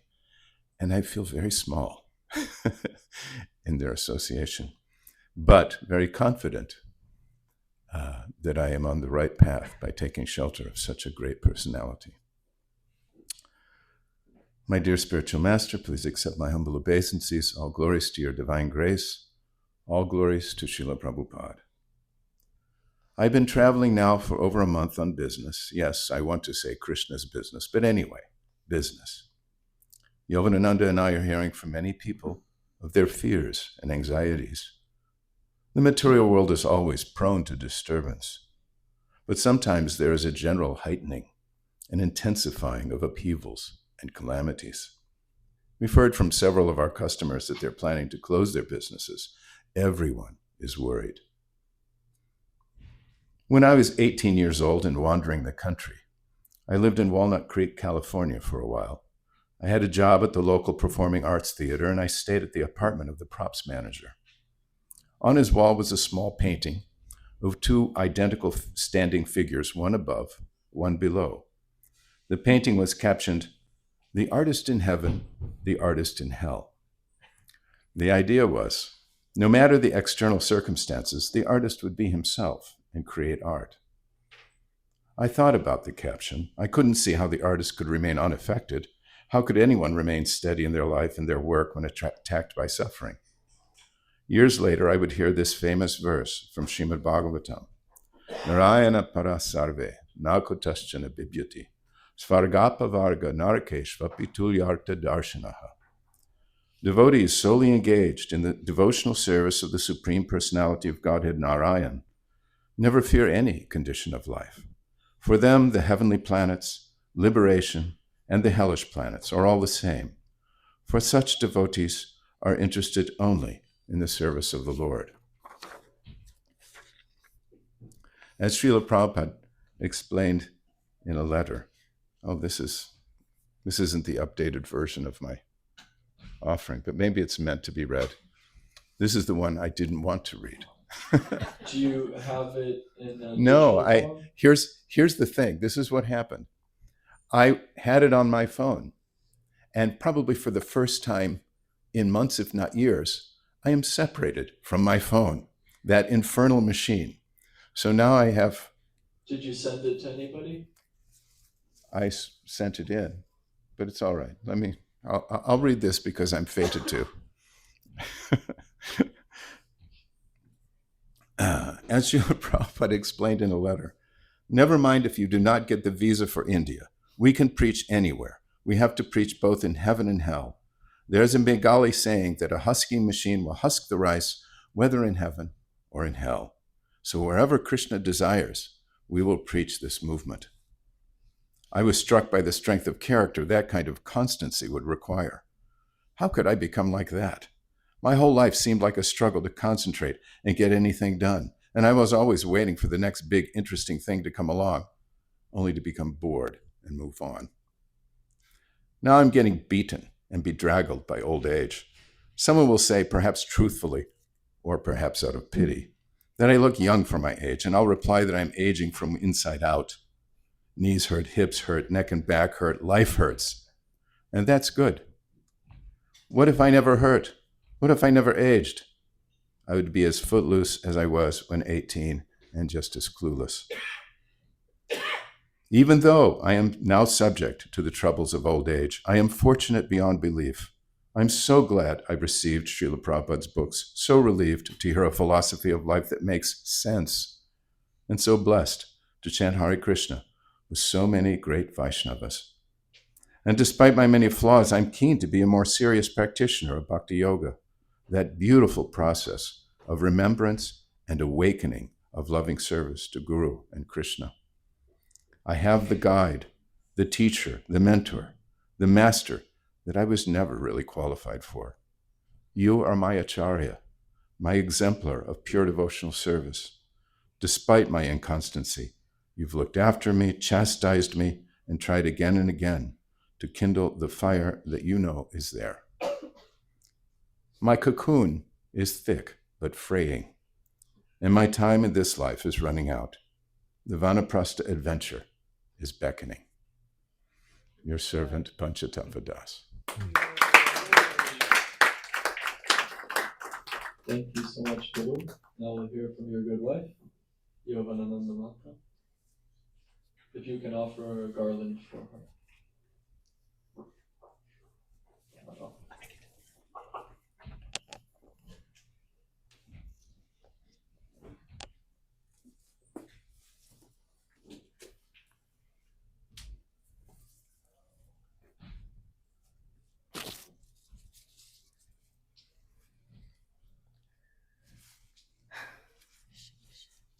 Now they're just falling down.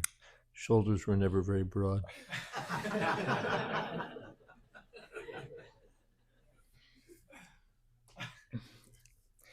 Namaham Vishnupadaya Krishna Prasaya Bhutale Gurudasa Jayadvaita Swami Iti Namane. Dear Guru Maharaj, please accept my humble obeisances. All glories to Srila Prabhupada. I want to thank you and express my gratitude for all you've done for my family. Thank you for your loyalty and dedication to Srila Prabhupada. For years, you've traveled the world teaching what Srila Prabhupada taught you. Your unwavering commitment to Srila Prabhupada is an example for all. You've transcended bodily needs and comfort for the benefit of others. You may be in another part of the world, but you're always present for us. Your steadiness and compassionate nature has inspired me to study Srila Prabhupada's books even more.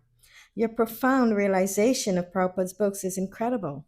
I appreciate your directness, how you get straight to the point. You have no time for nonsense, for you always speak the truth. Thank you again for your guidance and blessings, your aspiring disciple. Thank you, Lord. Thank you so much. Next, we'll hear from Vasudev Prabhu. And then next in the list will be Mohan Govinda Prabhu, Tripti Radha Mata, Satyapriya Mata.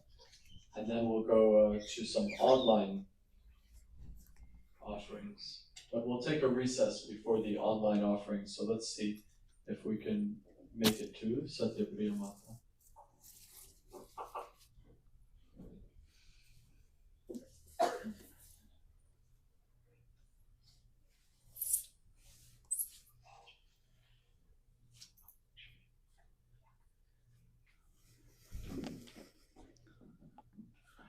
Nama Om Vishnu Padaya Krishna Prishtaya Bhutale Srimate Kadambakana Swamin Iti Namane.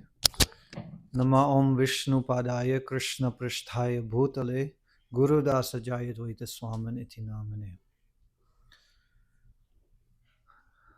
Dear Maharaj, please accept my obeisances. Actually, at the beginning of Kartik, I was asked to give class on Sharad Purnima, which brought a lot of thoughts about what this pastime really means and how we approach it. And this offering is inspired by that and reflecting on your qualities in relationship to that essential teaching we find in the pastime of the Ras Lila. Some years ago, I went to the Met Cloisters, as a museum filled with medieval art, where I saw a statue of Saint Anthony, an early Christian desert father, widely considered the father of Christian monasticism. He is pictured standing on a squirming devil, impaling the devil's mouth with his cane, symbolizing his conquest over evil, over his lower nature. He has a fierce yet tranquil expression on his face. I am reminded of you seeing this unique appearance of this warrior saint. What is the devil we face, our enemy in spiritual life? Lord Krishna says, Kama Esha, Krodha Esha. It is lust only, Arjuna, which later transforms into wrath.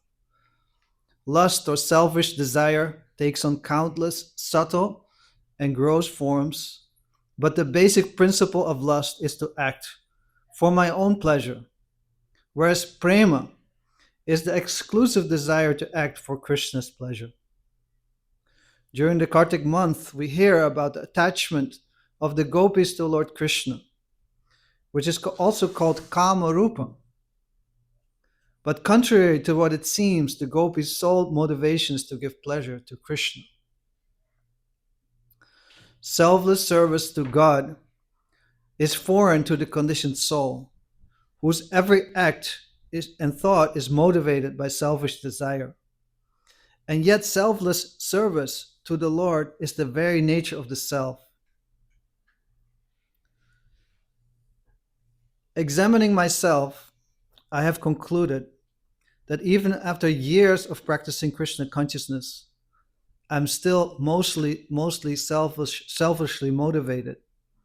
I serve, sometimes all day. I act for Krishna externally, yet internally I dwell on my selfish needs and desires. When can I catch my break? How can I ever approach the prema of the residents of Vraja? Thus I look towards you, our grand spiritual master, for mercy. You are the exalted devotee who has curbed selfishness and is always intent on the service of Krishna at any cost, ready to sacrifice personal desire and needs for the pleasure of the Lord and his devotees. Whether healthy or sick, in comfort or discomfort, in heat or cold, in praise or blame, you are always ready to serve Guru and Krishna. You are happy to sacrifice a night's of sleep to continue your service of writing and editing devotional literature, or speaking Srimad Bhagavatam in service to the Lord and his devotees. So often I've seen you sacrifice your own comfort to comfort a devotee seeking your guidance. Your door is practically always open for everyone. It is clear you are living for the pleasure of your spiritual master and the devotees. This is what makes you a spiritual master, a spiritual warrior who has curbed the urges of the wicked mind and senses. You have consistently, hour after hour, day after day, month after month, year after year, filled your life with joyful Krishna consciousness.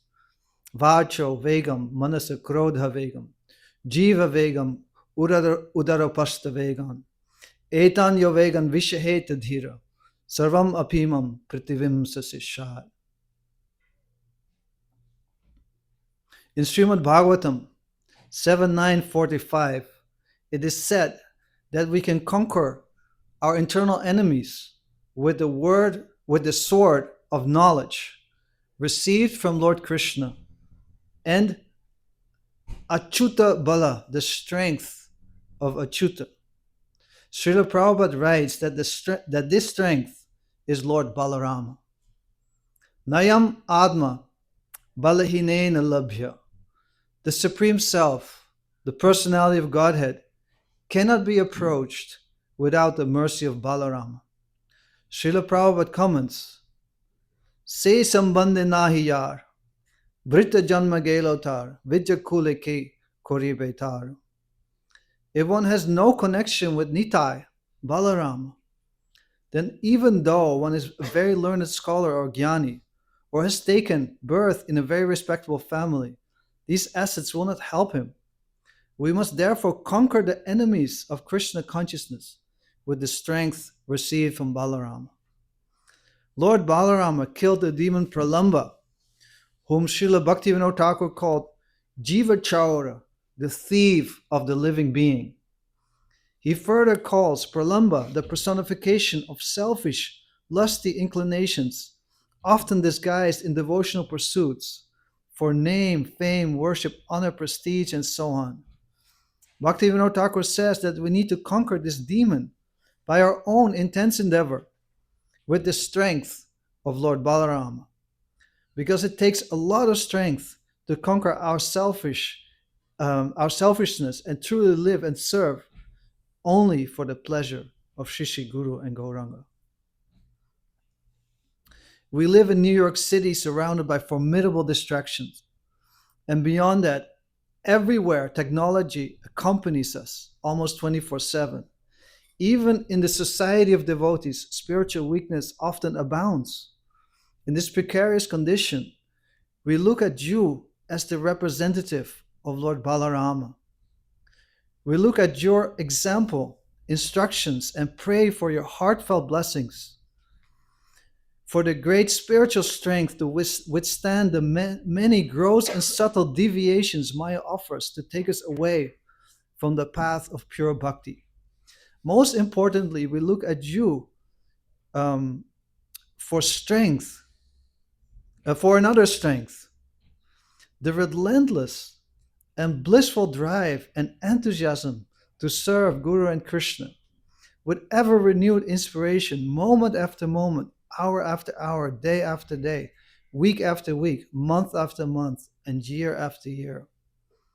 Today we pray for your mercy to develop the strength to conquer our selfishness, and with fresh enthusiasm engage in your service, the service of Srila Prabhupada, Gaurnitai, and finally Sri Radha Krishna in Vrindavan Dham.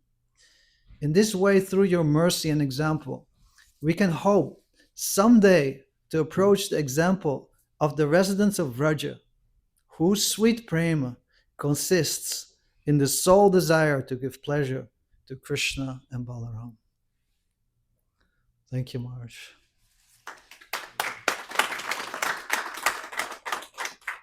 I also just want to thank you personally for just being so selfless and so generous to invite all of us in your life, and you so generally give your association and engages in so many services.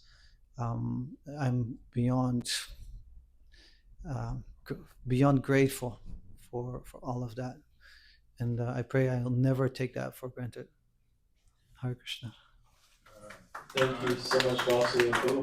I think you spoke for all of us with that last statement. Yeah. And Vasudev also is my personal Vartma Pradarshika Guru, so I owe you a debt of gratitude. Thank you for being here with us. Next, we'll hear from Mohan Govinda Prabhu and Tripti Radha Mata. Oh, you'll speak on your wife's behalf. And then after Satyapriya Mata will come next. Then we'll take a 15-minute recess.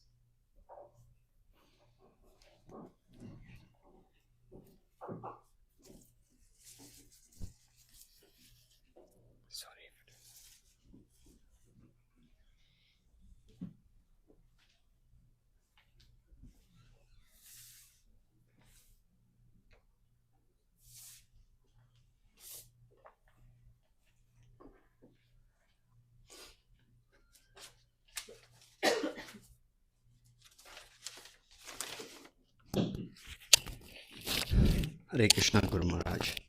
Om Ajnana Timirandasya Jnananjana Shalakaya Shakshurum Militam Yena Tasmai Shri Gurave Namaha. Namo Om Vishnu Padaya Krishna Prasthaya Bhutale Gurudasa Jayadvaita Swami iti namine. Please accept my humble obeisances, Maharaj. All glories to Srila Prabhupada. All glories to you, Guru Maharaj, on this most auspicious occasion of your Vyasa Puja. Today, we gather to honor the divine representative of Prabhupada, one who carries the torchlight of knowledge passed down through our parampara. And when I think of you, Maharaj, the qualities that immediately come to my mind are the truthfulness, clarity, humility, and uncompromising dedication to Srila Prabhupada's mission. Maharaj, you have always stood as a fearless guardian of your Guru Srila Prabhupada and following his instructions. Maharaj, you do not bend the truth to please anyone. Rather, you speak in a way that pleases Krishna. In a world where people often prefer comforting illusions, Maharaj, you give us the sharp, cleansing medicine of truth, the truth that awakens our sleeping devotion. Your meticulous service to preserve and edit Srila Prabhupada's books is a lifetime of offering. done not for recognition, but out of deep love and loyalty to your spiritual master. Because your painstaking care, millions of souls now read the words of Srila Prabhupada in their purest form. Beyond scholarship, Maharaj, your example of detachment and simplicity is profoundly inspiring. Whether it is traveling, teaching, or quietly living in a small ashram, your action says, I need nothing of this world except service to Guru and Krishna. Your simplicity touches our heart. I can give one example where when you came to our house, you said that your clothes, after washing, we asked you if we can iron the clothes, and you said no need. So that shows your simplicity. Just as Sukadev Goswami spoke the Srimad Bhagavatam without compromise, similarly, not to please anyone but to awaken everyone, Maharaj, you also speak the truth without fear. Whether in a temple room or in a world stage, you tell us what we need to hear and what is beneficial for Krishna consciousness. Yet behind your strong and direct representation lies the heart of a true Vaishnava, full of compassion. You guide devotees to make them dependent on Krishna. For me personally, hearing from you, Maharaj, is like holding up a mirror, always purifying. You help us see where we stand in our spiritual life and urges us to rise higher, not to settle for mediocrity in bhakti, but to strive for genuine surrender. Truly, Maharaj, you embodied Prabhupada's principles. Through your words, example, you continue the current of Prabhupada's mercy flowing powerfully in this age of Kali. On this day of Vyasa Puja, I offer my heartfelt gratitude at your lotus feet. I pray for the intelligence to value truth over comfort, service over prestige, and Krishna's pleasure over my own.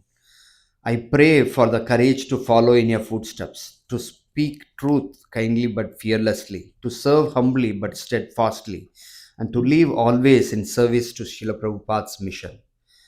May I always, under your shelter, deepen my faith in Srila Prabhupada, in the holy name, and in the eternal mission of Lord Chaitanya Mahaprabhu. May Maharaj, your example continue to guide us, inspire us, keep us anchored in the ocean of bhakti. Thank you so much. Jayadvaita Swami Maharaj ki jai. Thank you, Prabhuji, and thank you, Siddhartha. Prabhuji, I want to read on behalf of. You have it. So, Okay, I saw you. Okay, Need yes, some water? please. Yeah, sorry for that. No problem.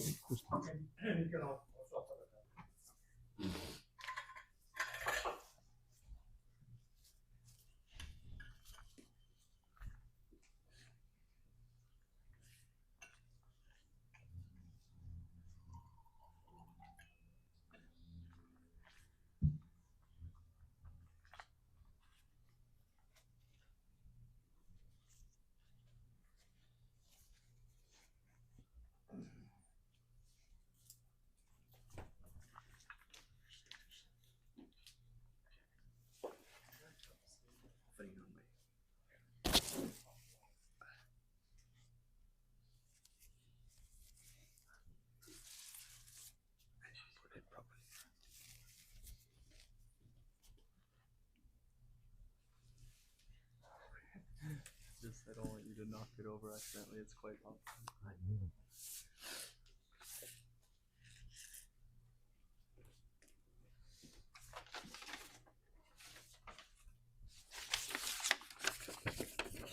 Hare Krishna Maharaj. I'm reading on my behalf of my wife, Tripti Radha. Namam Vishnu Padaya Krishna Prastaya Bhutale Jayadvaita Swami. Guru Dasa Jayadvaita Swami iti namne. Hare Krishna, dear Guru Maharaj. Please accept my humble obeisances. All glories to Srila Prabhupada and you. All glories to you. This is Tripti Radha Dasi from New Jersey, and I'm the wife of Mohan Govind Das. On this auspicious occasion of your 76th Vyasa Puja, I want to thank you for giving us shelter at your lotus feet. Even though my husband and I do not qualify to be your second initiated disciples, you have given us shelter out of your divine mercy. I'm very grateful to our first Guru Maharaj, His Holiness Bhakticharu Swami Maharaj, by whose mercy we got you as our Guru. When Bhakticharu Swami Maharaj left his physical body in this material world, I was totally devastated. I was always longing to serve him personally and serve this movement in some way through which he will be pleased that I am his disciple. But I never got those chances. However, he sent you to our lives so that I could serve you personally at the same time, do more for Srila Prabhupada's mission. Your personal association makes my devotional life meaningful. A million thanks to you for showering mercy upon us. In response to my Vyasa Puja offering to you last year, you replied, I expect big things from my disciples. But what's big depends on the person. So, in the last year, especially, I have dedicated my life much more than before to serve in the tobacco temple in all possible ways. Upon the request from all the temple leaders in the beginning of 2025, I became one of the new temple management board members. Through this, the temple has become my office as I love to serve in different areas in big, medium, and small scale, week in, week out, to make sure the temple keeps running. I feel my life has meaning and purpose after picking up extra service in the last few years. I feel Krishna consciousness is full of bliss, and this is thanks to Srila Prabhupada, who I express my gratitude to every single day in this life. One of the main big services I'm trying to do now is book distribution. I actually never wanted to do book distribution as it always scared me, but with your blessings and the instructions of His Grace Vaishesheka Maharaj, my family has become inspired to start and maintain the monthly Sankirtan festival at Tobacco since March 2025. I personally take the lead in coordinating, organizing, planning the book distribution, and we have been going out at least once a month, if not twice or more. Since I struggle to read books, I always wonder how I can possibly do book distribution. But after going out a few times, I developed some taste for it, and now I love to do book distribution. What makes me so attached to it is that I see so many people out there are suffering and they need Krishna in their life. Some days on books are not that great, though we are not able to distribute more than 15 books in 3 hours, but still I feel very satisfied. Guru Maharaj, please bless my husband and bless me and my wife as well. So we continue and eventually become champions of book distribution and give many more souls the chance to connect with Srila Prabhupada and Krishna. Also, please bless me that one day I develop the taste, intelligence, and discipline to read all of Srila Prabhupada's and your books. I'm writing this offering to you just after coming home from a blissful day with you and Ramarai Prabhu exploring Srila Prabhupada's pastime places in New York City. I learned so much about your personal service to this movement and to your spiritual master.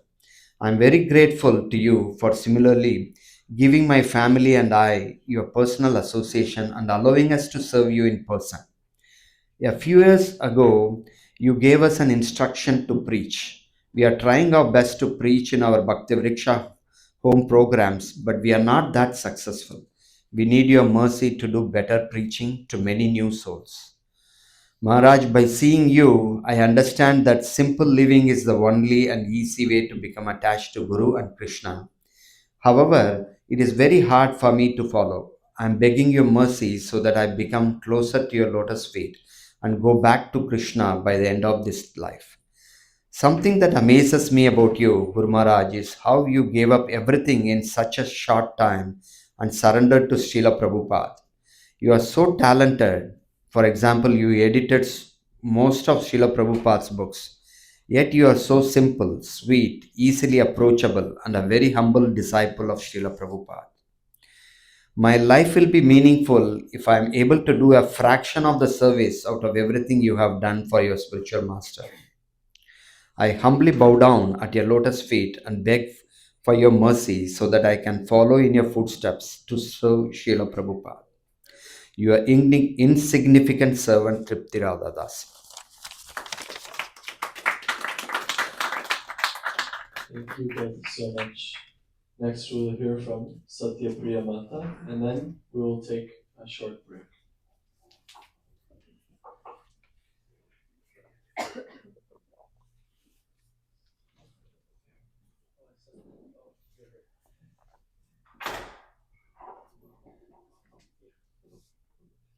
And your good husband, Akhilesh Prabhu. Akhilesh Krishna Prabhu. Happy Vyasa Puja Maharaj.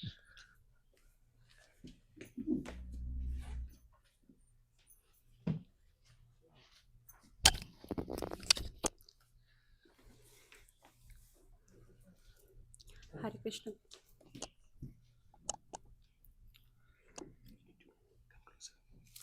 Hare Krishna Guru Maharaj. Happy Vyasa Puja. Umagyan Timnandasya Gyananjana Shalakya Chachramiltam Yena Tashme Shri Guru Namo Vishnu Pataya Krishnastaya Bhutale Gurudas Jayadvaita Swami Niti Namane. So I wrote a small poem in Hindi and then I'll translate it to English.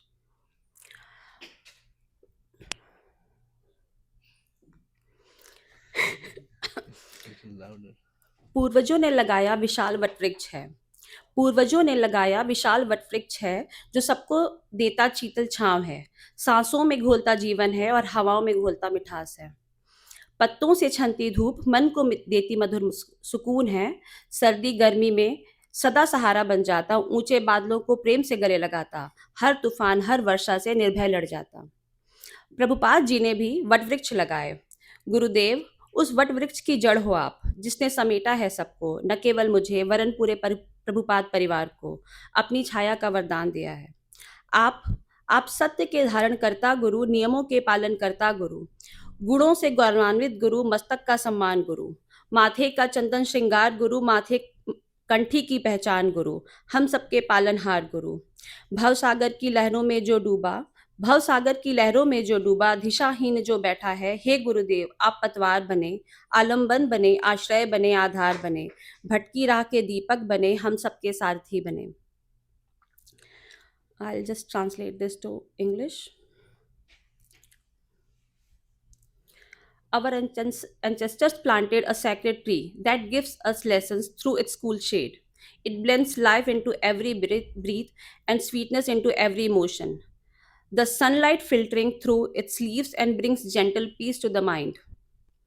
In times of joy and sorrow, this tree becomes a source of support. It lovingly embraces the cloud and faces every storm and hardship with courage.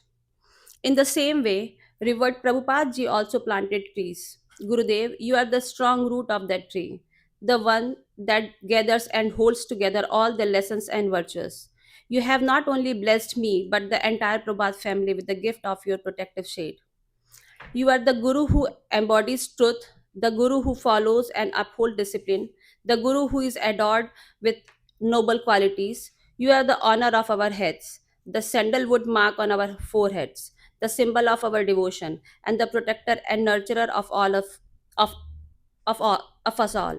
When we are the lost in the waves of the vast ocean without direction or hope, O Gurudev, you became our rock, our support, our refuge, and our foundation.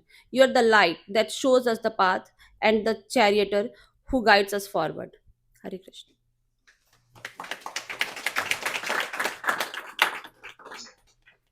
Thank you, Satya Priya Mata.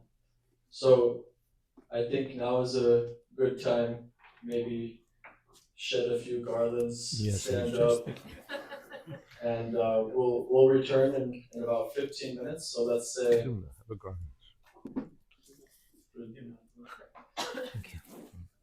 Anybody else come up? Volunteers for a garland? I think Lauliam, this is. I need a bigger one for you. So let's say around 12:10 we'll return. It's been a long-standing desire of mine to chant Damgarastakam for Krishna Balaram, so I'm going to chant that now.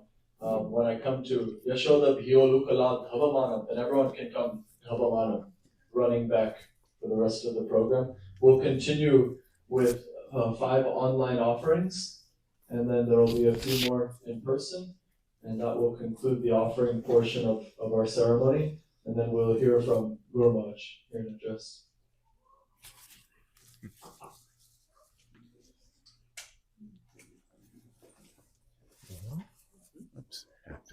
Jay's good buddy, said to me in later years, he was always very spiritual, even going back to those days at the temple. So I guess that was one big difference between us. But when it came to school, he was a different character altogether, as I remember it. You can correct me. And that was, he was always really, really smart and really, really funny. So he used to kind of make jokes in class and do all that kind of stuff, and always his own person. And with that in mind, he left school early and went wandering around the country until he found Krishna consciousness. And I've watched over the years, he's gone from being what I thought was really smart to really brilliant, now speaking so many different languages. His writing, his editing, it's a source of great pride for me. And I've also noticed that he's gotten funnier and even more of a wise guy, especially in relation to me. He always makes a point of saying that I am the younger sister, just like when we walked in. So I guess I have to be respectful of him. But it's been wonderful for me over the past years, especially after I went and visited him in India, that we emailed back and forth as I tried to understand his spiritual beliefs and question my own spiritual beliefs. I think it helped me grow, but even though it helped me grow, I'm still his younger sister. So, so I give you my best today. I'm so happy that you are my brother and that you've been such a positive influence to so many people here and around the world. Hare Krishna. Hare Krishna.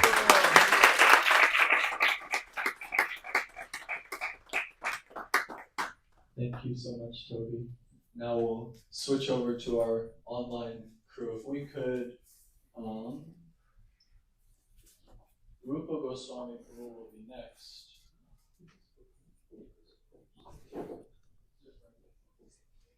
Rupa Goswami Prabhu, if you would start speaking, then you'll come up to the top of our Zoom list.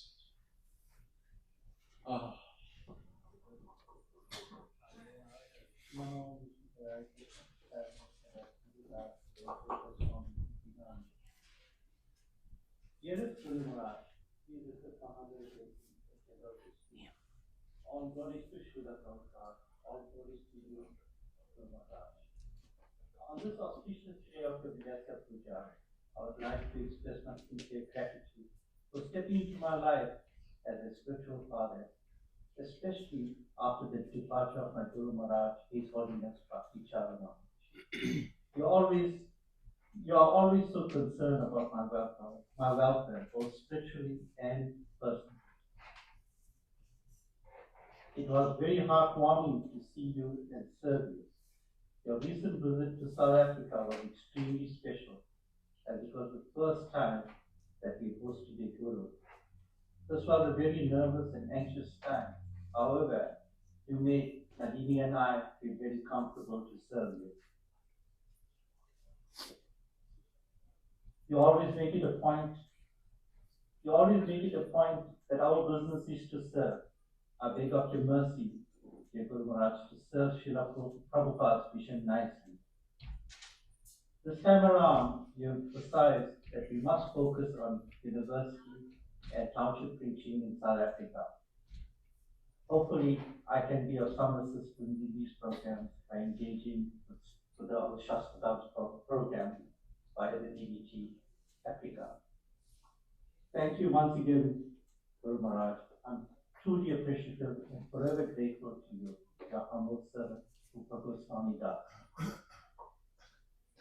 Thank you, Guru. We we have 4 more offerings online. Namasheshta Prabhu, Divyangana Mata, Saraswati Mata, and Giridhari Priya Mata. And then we'll return to the room with Mukunda Charan Prabhu.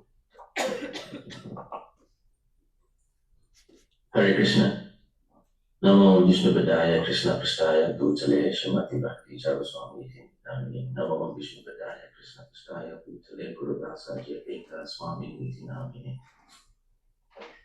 Dearest Guru Maharaj, please accept my humble obeisances at your lotus feet. All glories to Srila Prabhupada, all glories to your dedicated service to him. On this auspicious day of your Vyasa Puja, I reflect deeply on how you dedicated your life in service to Srila Prabhupada and ISKCON, and how we should also offer our very best of ourselves with sincerity, humility, and devotion. During your recent visit to Johannesburg, I had the privilege of serving you prasadam at Rupa Goswami Prabhu's home. I stood beside you, watching and listening as the devotees presented you with various questions. Every question that was asked, you had a philosophical answer for, quoting different scriptures and personal conversations you had with Srila Prabhupada. Not a single question troubled you, and no question seemed trivial to you. You answered them with such conviction and belief. I was in awe. And although you had a long day, you were so generous with your time and association, speaking to every devotee that came to see you with the same enthusiasm. Thank you for also giving Divyandana and myself your association. By your mercy, I am serving as the head of DBT Africa, a service I hold very dear, and as the head of data collection at the ISKCON Global Property Office. In my service with DBT Africa, I am constantly guided by your teachings about this sacredness of Srila Prabhupada's books. You have shown us that these books are not ordinary literatures, but instruments of Krishna's mercy. To assist in ensuring their continued publication and distribution throughout Africa is both a sacred responsibility and a source of great joy for me. I pray to carry out this service with the same gravity, care, and devotion that you embody. In my role with ISKCON Global Property Office, I'm helping to safeguard these properties through collecting accurate data and responsible stewardship. I see this as another way to serve Srila Prabhupada's mission by protecting the foundations that allow generations sacred spaces to chant and worship. On this day of your Vyasa Puja, I bow my head in gratitude for your mercy, guidance, shelter, and opportunity to serve with humility. Please bless me to remain steadfast in my service. Your insignificant servant, Namaste Stradas. Hare Krishna. Thank you, Prabhu. And we'll continue with your good wife, Divyangana Mata. Nama Om Vishnu Padaya Krishna Kesaya Bhutale Srimati Bhakti Swami Niti Namini. Nama Om Vishnu Padaya Krishna Kesaya Bhutale Gurudas Jayadvaita Swami Niti Namini. Dear Guru Maharaj, please accept my humble obeisances. All glories to Srila Prabhupada, all glories to you on the auspicious occasion of your Vyasa Puja. Over the years, I have witnessed how you honor Srila Prabhupada, not only by speaking about him, but by rendering services exactly as he would expect. Careful with Siddhanta, vigilant with language, and unwavering with standards. In your hands, one can see how sentences become offerings, and every edit and expression of love placed at the lotus feet of the Acharya. I deeply appreciate how you embody fidelity to Guru, Sastra, and to the Absolute Truth. You have taught us that to carry Srila Prabhupada's legacy forward is to be exacting with oneself. You do not waste words, and that creates space for realization. A single sentence can move the heart and mind toward clearer understanding. A brief correction can cleanse a whole corner of one's service. I have come to recognize this as your mercy. You protect Srila Prabhupada's standard while protecting the person who is trying to rise to it. This is a powerful reminder that devotion is precise, disciplined, and joyful all at once. We are truly indebted to Lord Krishna for your presence in our lifetime. Guru Maharaj, I wish you an auspicious and happy Vyasa Puja. I offer my deepest gratitude and pray for your blessings. May I always remain in your shelter, and may my life, in whatever small way, be a meaningful contribution to your mission. Your humble servant, Divyangana Devi Das. Hare Krishna. Thank you, Mata. Next, we'll hear from Saraswati Mata. Koti Koti Dandvat Pranams Param Puja Gurudev and all the Vaishnavas. Namam Vishnu Padaya Krishna Prasaya Bhutale Gurudas Jayadvaita Swami Iti Namne Om Jnana Timirindasya Gyananjana Shalakaya Chakshuran Militam Yena Tasmai Shri Guruve Namaha. Param Puja Gurudev is that anyone not firmly fixed in the service of Guru and Gauranga are devoid of any kind of proper feeling, because whatever they may feel or think is inevitably contaminated with the modes of material nature. How then, Gurudev, can I make any offering that can be fitting? As a disciple flawed in every way, it is certain my offerings, submissions, and pleas are faulty, fractured, and feeble, for I have certainly failed to meet a level of sincerity a serious disciple possesses. Can I ascribe my shortcomings to the fact that I am a lazy disciple who doesn't want to put in the hard work to please the Acharya, but instead seeks that the Gurudev do the heavy lifting to save and carry the dead weight disciple? How much more of a degradation can there be if such is my perverted mentality? Srila Prabhupada was once asked by a disciple who felt pride in their spiritual progress why such a serious disciple would ever worry about falling into Maya. Srila Prabhupada immediately replied that the correct question would be how such a disciple who is always actually in Maya sometimes falls into Krishna consciousness. It's clear that I am more often than not in Maya, but may sometimes fall into Krishna consciousness. Only with Guru Nishtha, in the form of continuously hearing and adhering to your teachings, can I progress in sadhana bhakti.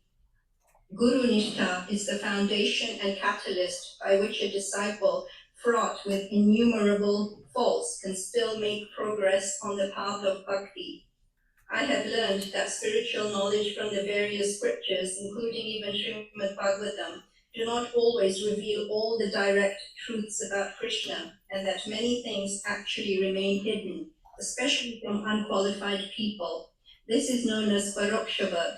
Without the spiritual master, these confidential truths continue to remain hidden. It is only revealed to the sincere disciple. I may not fully understand all that I hear because of my material afflictions, but I am attached to hearing from you about the glories of Krishna and his beloved devotees. It is only by your mercy that I can begin to develop a genuine taste and attraction for hearing Krishna's transcendental pastimes. There are 10 kinds of pratnas a Gaudiya Vaishnava may submit, and Srila Narottama Das Thakur, gifted in all literary writings, has illuminated the path of bhakti through his glorious prayers. It won't come as a surprise why, due to my abominable fallen state, I am particularly drawn to his Vadanya Bodhika prayers, which are one of the 3 prayers that express inadequacies, regret, remorse, and uncontained guilt. Srila Narottama Das Thakur prayed, Vishesha Vishayamati Vaishnava Rati Nirantara Kheda Uthe Mana Narottama Das Kahe Jibare Uchite Nahe Shri Guru Vaishnava Seva Bina. My mind is absorbed in sense gratification, and I do not take pleasure in the association of devotees. For this reason, pain and regret arise within my heart. He says that it is not good to live without serving the spiritual master and the Vaishnavas, that these exalted Mahabhagavatas continue to feel such lamentation and insufficiency beyond the capability of my thinking, because they have all already attained Krishna Prema. In the Brihad Bhagavatam, it is explained how pure devotees are overflowing with the quality of danya, utter humility. Though they are endowed with all spiritual excellences, they remain convinced that they are incapable and lowly. The more intense is their Krishna prema, the more they think of themselves as the lowest, which is in direct contrast to conditional souls who are bereft of Krishna consciousness and are always jostling for the illusory topmost position, considering humility as sheer weakness. I, too, marvel at how committed you are in every way to please Srila Prabhupada and the previous acharyas in the parampara, as shown by everything you do, including the teachings from your classes, books, and talks, all of which reflect how Srila Prabhupada's mission to spread Krishna consciousness everywhere is your sole purpose. How you can so expertly and patiently give everyone an impetus to always be moving forward in Krishna consciousness is unfathomable. Your limitless humility, danya, also makes you very approachable and such a powerful and yet gentle guiding force in my sadhana bhakti, especially because you see all of my never-ending anarthas so clearly, and yet you still see someone worth saving. In fact, you once told me that I am not a lost cause. I don't see that about myself, but that you do gives rise to hope anew. The truth is that before I came to hear from you on a regular basis, my anchor to devotional service was dragging. I felt adrift and like a washed up soul that no one could care about again. Gurudev, healing began because you showed that everyone matters. I had started to resign myself to the fact that I may never find a place where I can truly belong. The acute loneliness I felt I deserved was replaced by you in providing a sense of belonging and acceptance. I don't know how you cry for help, and I cannot possibly put into words what that means, because left to my own and Maya's devices, I wouldn't even try to save myself, let alone think of helping others. That now paints a dim and accurate picture of my precarious condition would look like without you. Gurudev, true independence only grows out of having a secure dependence first. So please allow all of your disciples to cling to your lotus feet, where we feel sheltered, secure, and sane. So Param Kripalu Gurudev, there is so much I am unaware of, but this much I know. I am nothing without you, I cannot make it without you, and I have no other ashraya.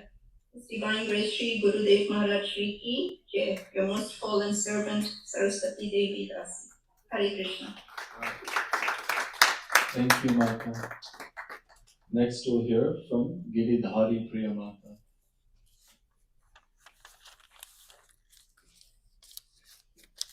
Hare Krishna. Dear Guru Maharaj, Nama Om Vishnu Paraya Krishna Prasthaya Bhutale, Guru Das Jayadvaita Swami Iti Namne. Please accept my humble obeisances at your lotus feet. All glories to your divine grace, all glories to Srila Prabhupada. On this auspicious day of your appearance to deliver the fallen souls, please may I thank you for initiating this lowly and fallen soul who is so unworthy. I will be forever grateful to you for this kindness. The name you have given me is so thoughtful. Not only is it practically synonymous with my birth name, but Krishna lifting Govardhan Hill is my main focus for meditation when I do japa. This to me reflects your omniscience. I am indebted to you for the understanding that you have shown me and the time you have taken to answer all my questions, however silly. You have dedicated your life to serving the mission of Srila Prabhupada. Who can do greater than that? I beg you to bless this new and fallen disciple with undeviating devotion to the lotus feet of the divine couple. Please forgive me for all my shortcomings. Your servant, Giridhari Priya Devi Dasi. Just before you go, Mukund Sharantu, if maybe we can have a couple of hands, able-bodied people who are going to carry these offerings over to Krishna Balaram, and then while we continue offerings, we can offer the Over to Krishna Balaram.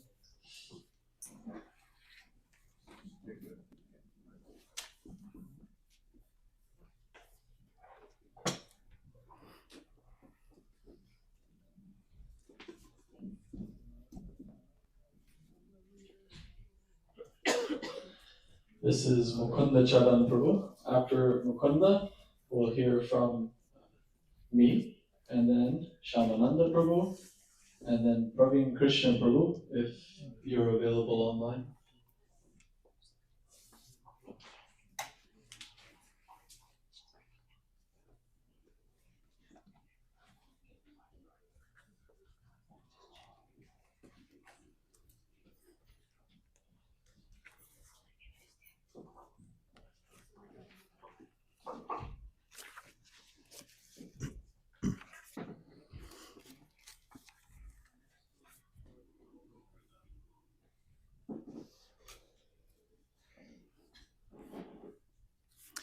Namo Vishnu Padaya Krishna Preshtaya Bhutale Gurudasa Jayadvaita Swami Niti Namine. Maybe turn off that audio or speaker.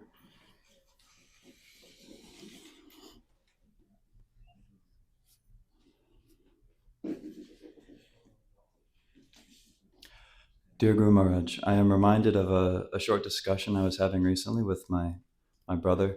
The week before we came out here, we were distributing books at one nearby college, and we were meeting so many students, and as a side effect, we were seeing the variety of clothing styles. And I was particularly noticing some of the latest novel fashion trends. And while Naveen and I are not especially literate in fashion, we were just commenting on the whole scene. We were just noting some things. The main observation was about how there's this funny thing with fashion where the ones who cash in the biggest through any given trend are inevitably the ones who look the goofiest in retrospect once the trend is past.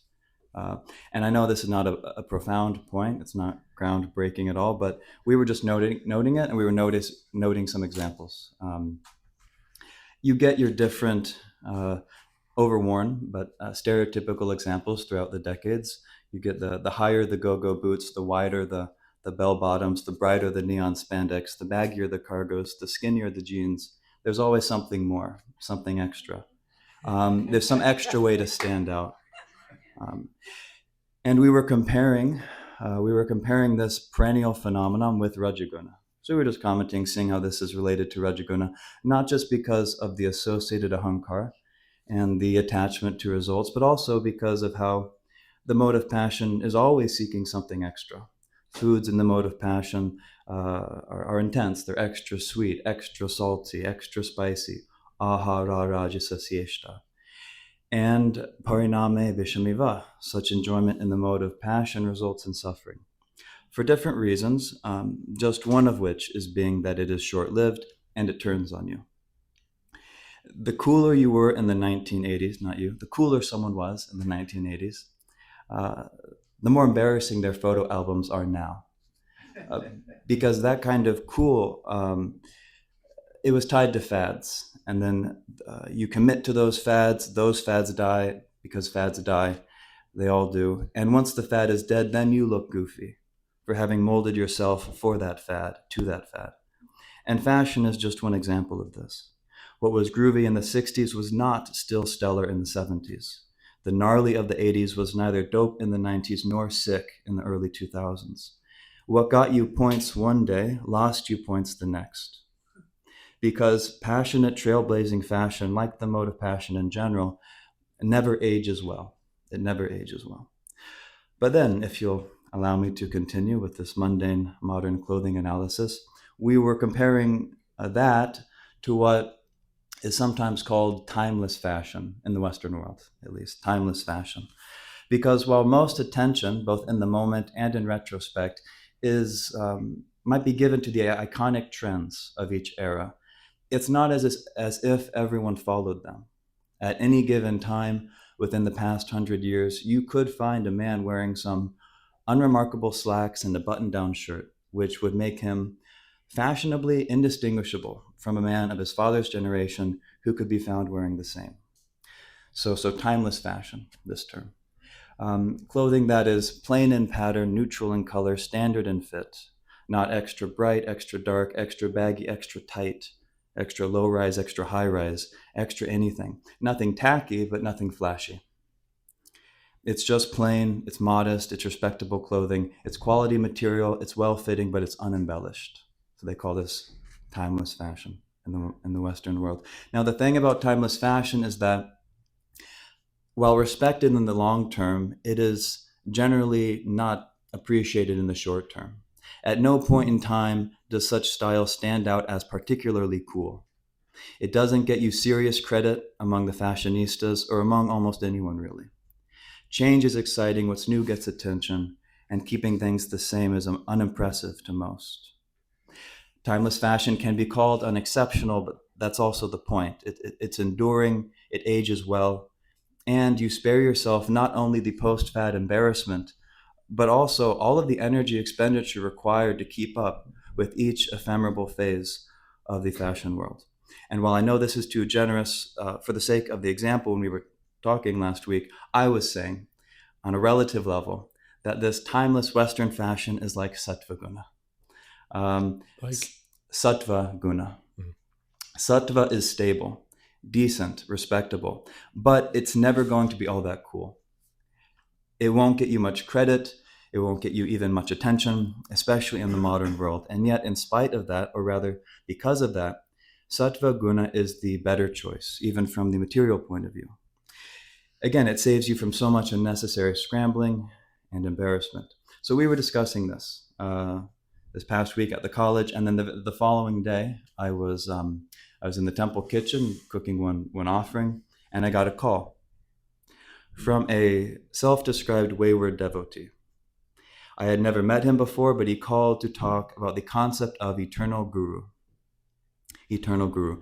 And I'm not a great multitasker, but I encouraged him to speak while I listened. I thought he would speak about the concept of one's guru coming back life after life until the disciple is liberated, but he didn't. And he instead paraphrased Srila Prabhupada's statements about the spiritual master being a principle rather than a body. Bodies may come and go, but God's teachings are eternal. God is the ultimate guru, and one who simply follows God, repeating his teachings, keeping things the same without adding anything, without changing anything, is now a guru. And therefore the guru is eternal, because the message never changes throughout time. And as he spoke in this way of the eternal spiritual master and the spiritual master principle, and as I naturally thought of you, I saw this charming evolution of the previous day's discussion with my brother. You have accepted the truly timeless fashion of the acharyas. And I don't just mean your literal clothing. In case sense. But through the decades, you have never dressed yourself up to follow the fads of the eras in which you were preaching, as extra hippie or extra punk, extra yoga or extra business, extra progressive or extra conservative, extra saint-like, extra badass, extra motivational, extra entertaining. You never rebranded yourself in the slightest. You wore the plain, durable, dignified outfit which had suited those before you. Your words make you philosophically indistinguishable from any guru in the generations of parampara before you, who would be found speaking the same. Some would argue that some past fashionable presentations of Krishna consciousness have not aged well, due to the changing of the times and its sympathies, and that some forms of current preaching may or will suffer the same fate. And while I'm not interested and I don't wish to dismiss the sincerity of so many other devotees who are undertaking more chic preaching endeavors, nor am I prepared to deny the results some of them have achieved, I rather just want to note this. You and all of your lectures have aged remarkably well. You've aged so well. One will never come across a lecture by you and think, oh, this must be from that era. Or oof, this approach, that was for then, that would not work today. That was his approach then. Your style and instructions have never been outdated. And you were never outdated not because you dexterously plugged in to every craze of the day, but rather because you stayed out of it. You stayed out of them, never a slave to the zeitgeist. So while on the phone with that devotee, I asked if he lived nearby. I'd never met him. He said no. He called the San Diego temple only because other temples go to voicemail.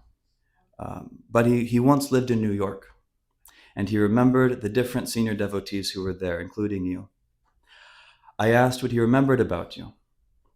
And he said, Jayadvaita Swami, that guy is just the same now as he was then. The way he said it sounded ambiguous to me. So I said, like, oh, so like what? Like, what was he like? And he said, a no bullshit sannyasi. Just like now. He just keeps it straight, man. That's it. You are, and forever will be admired for your timeless style in sharing Krishna consciousness. Hare Krishna.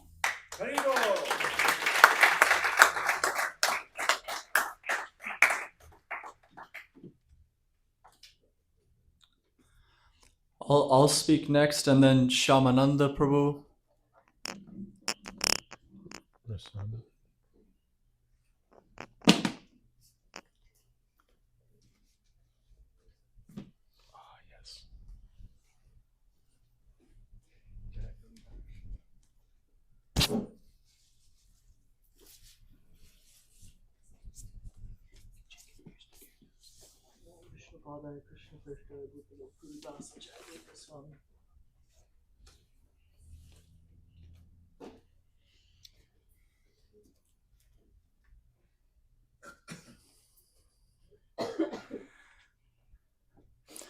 Before I begin my offering, I have to say that every time I get on a plane to come see you, I meditate on the 38th chapter of the 10th canto, in which Akrura is being deputed by Kamsa, and I feel like my whole life I'm being deputed by various Kamsas to go here and there, and when at last the time has come that I'm going to see you, then I know I will also see Krishna and Balaram.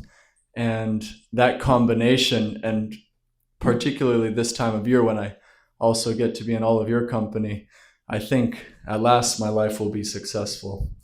And so in the course of my offering, I've quoted 2 verses in Sanskrit and haven't given the context for them. So that's the second verse. And the first verse I've quoted, the context is, it mentions that being with devotees is the cause, actually liberation is the cause of Vaishnava Sangha, and the acharyas, they say that's atishayokti. This is hyperbole to emphasize how quickly liberation comes, that it's as if before you even were with the Vaishnavas, you were liberated just moments before. But actually the last part of the verse is what's very important. It says that in that company, because we don't care for liberation, but in that company, attraction to Krishna is increased greatly. So with that said, this is my offering.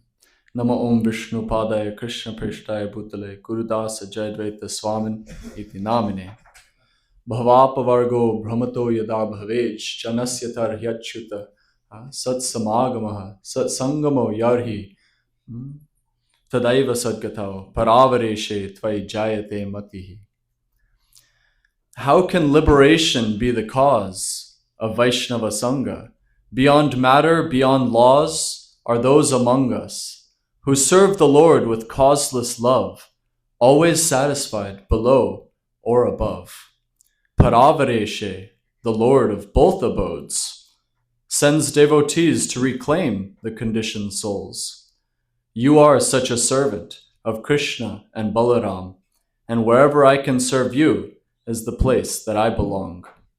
The imminence of our goal is the purport of this verse. Service to Maya, since forever, can at last be reversed. Serving you and serving Krishna, or a combination of the two, finally something of this world of which it can be said, this is new. For if you are pleased, then so is Krishna, and if he is pleased, then so are you. To serve your purpose is my goal. It's the absolute truth. Sri Uddhava tells Krishna, O my Lord, Transcendental poets and experts in spiritual science could not fully express their indebtedness to you, even if they were endowed with the prolonged lifetime of Brahmayusha. For you appear in two features, externally as the Acharya and internally as the Supersoul, to deliver the embodied living beings by directing him how to come to you. It's not always an easy path, and a whipping is sometimes needed. As a wayward conditioned soul, after my desert, I should be treated. But still, this log may find his way to the shoulder of the river, and there take shelter and be stayed, and by mercy be delivered. For the Acharyas all agree that it is indeed from Sadhu Sangha first that liberation then proceeds. Mamadya mangalam nashtam palavangshchaiva me bhavaha yannamasya bhagavato yogi dhyayangri pankajam. I'm purified by offering my obeisances to you. I offer my obeisances to your servants.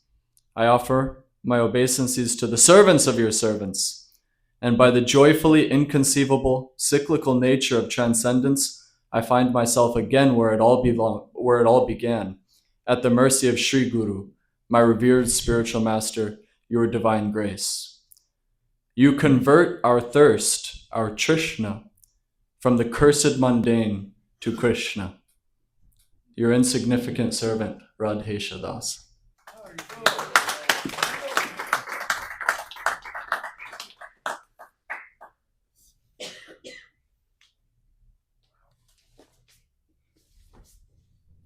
Shamananda Prabhu ki. Shamananda Prabhu came all the way to Hawaii to get initiated, and we had so many wonderful times together. But what made them so wonderful was your presence with us, Guru Maharaj.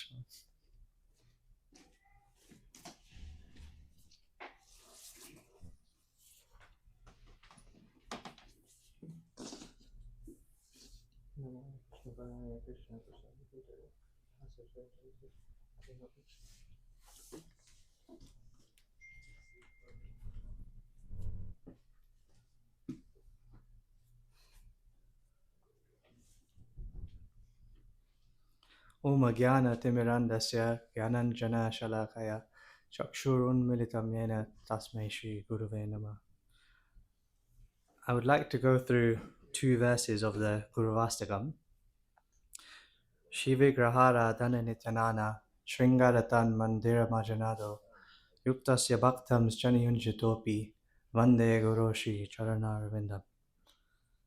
The spiritual master is always engaged in temple worship of Sri Radha and Krishna. He also engages his disciples in such worship. They dress the deities in beautiful clothes and ornaments, clean their temple, and perform other similar worship of the Lord. I offer my respectful obeisances unto the lotus feet of such a spiritual master. Thank you, Guru Maharaj, for engaging me in the worship of Sri Krishna Balaram, cleaning the altar, keeping all the paraphernalia ready, arranging the flowers and offerings. You recently emphasized the importance of Govardhan Puja and how it should be a big festival like the Rath Yatra, with lots of prasadam being served to everyone. By your mercy, we were able to prepare some offerings for Krishna Balaram on this day, which pleased you and in turn brought us great happiness as well. Chaturvidashri Bhagavat Prasado Swadhana Triptam Haribhakta Sangam Kritveva Triptim Bhajata Sadeva Vande Goroshri Charanarvindam. The spiritual master is always offering Krishna 4 kinds of delicious food. When the spiritual master sees that the devotees are satisfied by eating Bhagavat Prasad, he is satisfied. I offer my respectful obeisances unto the lotus feet of such a spiritual master. Every year you organize a feast for your godbrothers and godsisters in Vrindavan and Mayapur. This year we had the opportunity to hold a small function for Srila Prabhupada's disciples in London at our house, which was very sweet. You truly exemplify this verse. Seeing your love and happiness in personally serving your God family, prasadam, and not only that, but also serving all the volunteers afterwards personally as well, shows your humility and deep satisfaction in serving others. other devotees. Another time in the Brooklyn temple, about 6 years ago, you were giving a writing seminar. And after the morning session, you did not take lunch yourself. As you mentioned, you might feel tired if you take some lunch. Yet you told everyone else to take lunch and personally served everyone again. Even going around the tables, refilling the cups with juice as well. Even just a few days ago at 26 2nd Avenue, after the tour of where Prabhupada stayed and visited, despite fasting all day for Ekadashi, you personally served prasadam to everyone at the end as well. Being with you is the greatest blessing, and I am very grateful for your personal association and guidance.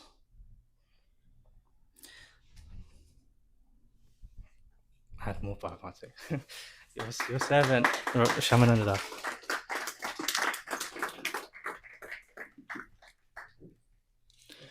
We're nearing the end of our time. I couldn't find Praveen Krishna Prabhu online, but he did submit an offering. And for my own benefit and hopefully for all of yours, I would like to read this as our final offering. And then we'll hear an address from Maharaj. So on behalf of Praveen Krishna Prabhu.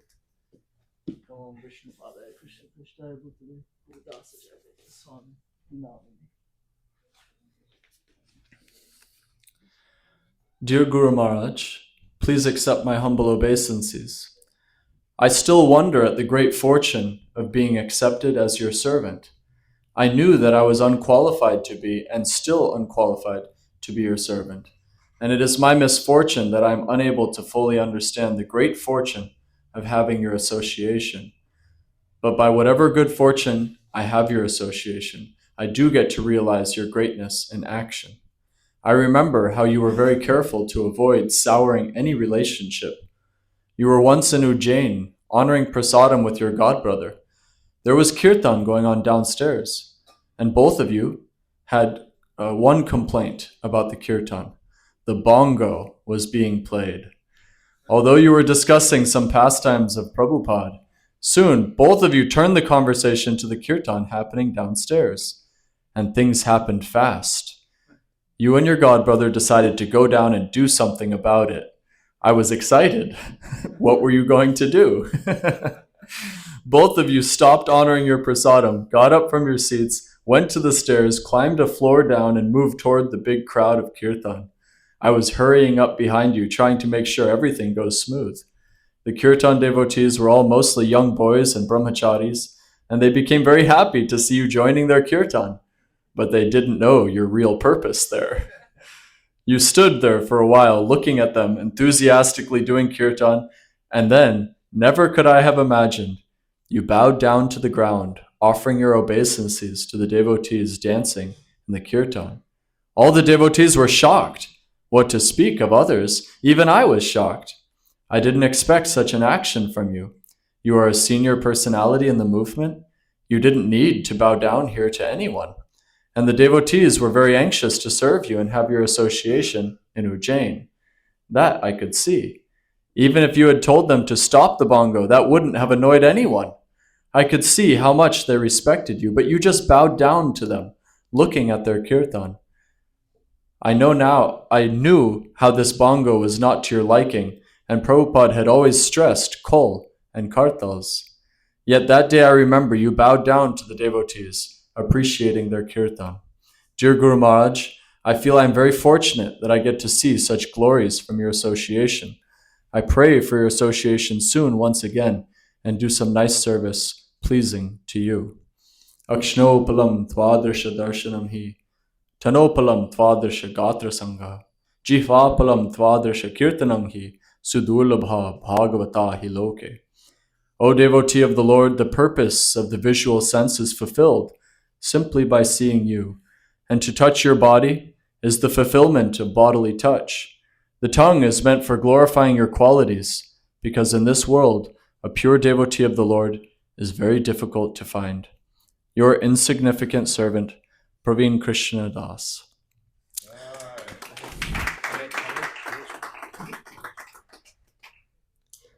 Just a small thing, it was a gem day.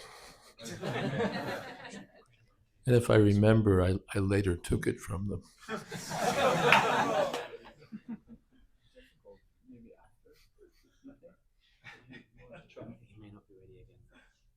Okay, let's try. All right, we're going to try to give a call to Krishna Kaunteya Prabhu.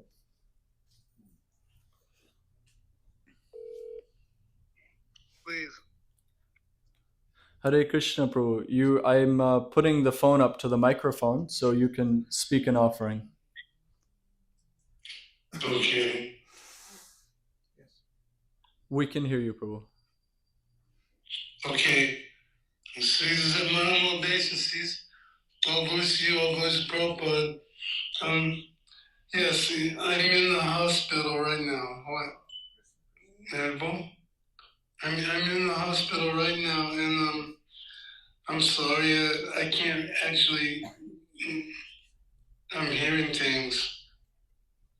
I'm sorry that I'm in the hospital right now, Guru Maharaj,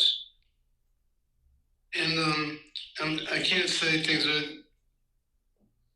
I can't speak right now properly, but I'm in the dorm rehabilitation center. Anyway, I'm very much thankful to have your glorious association. I've been following the movement for a long time, and I really am honored to be in your association and the devotees that you have. I'm not very much talented like the devotees around me. They are all very educated, and I'm sorry to them that I can't offer any kind of true association. I'm not as educated as such people, but to your mercy, I do enjoy the classes that you give and the knowledge that you share. I really appreciate that association, and I wish I was there because New York is your home, and I would have liked to walk or associate with you because it would make me feel as if I was associating with you and Prabhupada. So I'm sorry I can't speak well, but I appreciate your association and all the Vaishnavas.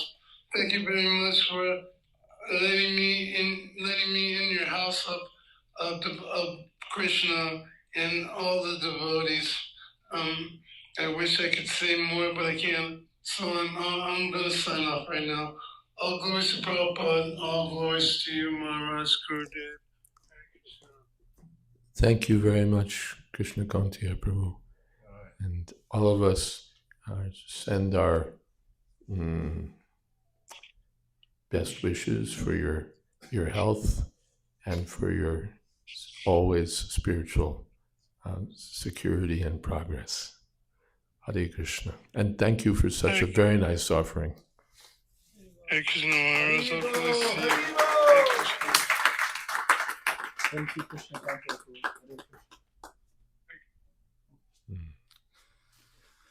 Prabhu. That concludes our offerings, our verbal offerings.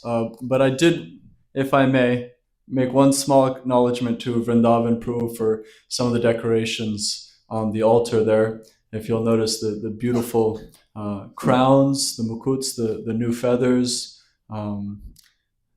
incense this morning, oil this morning that bathed Krishna, Balaram, and Govardhan. These are all gifts offered from Vrindavan Prabhu. Flower arrangements, so many things. So I think more appreciation will be expressed later in the program.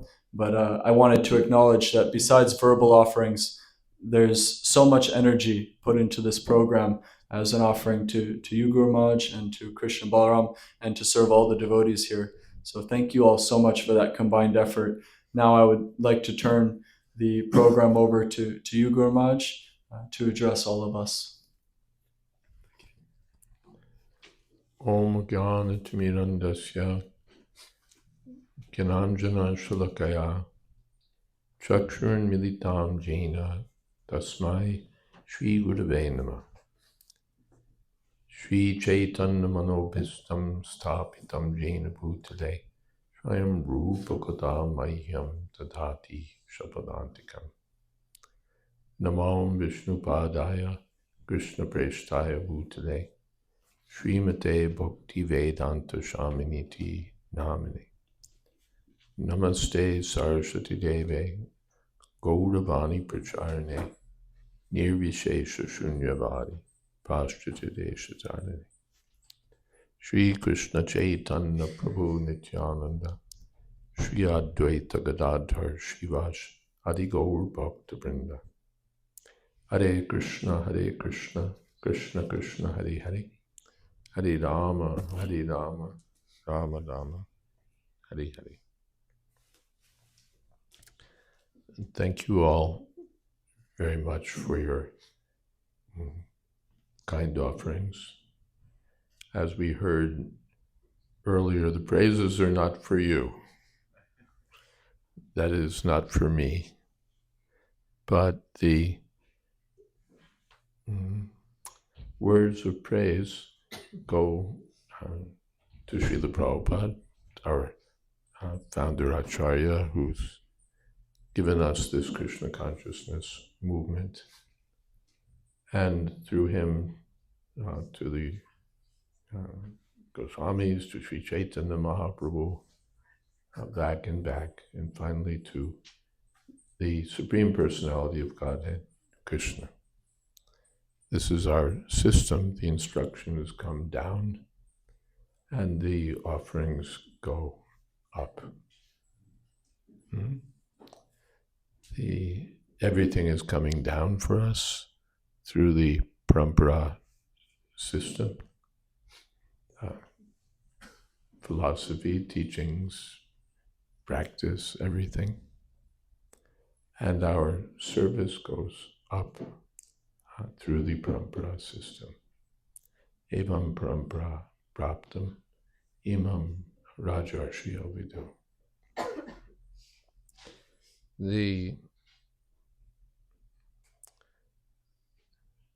I'd also like to, on this occasion, offer my respects to His Holiness Satsvarup Das Goswami, from whom I've gotten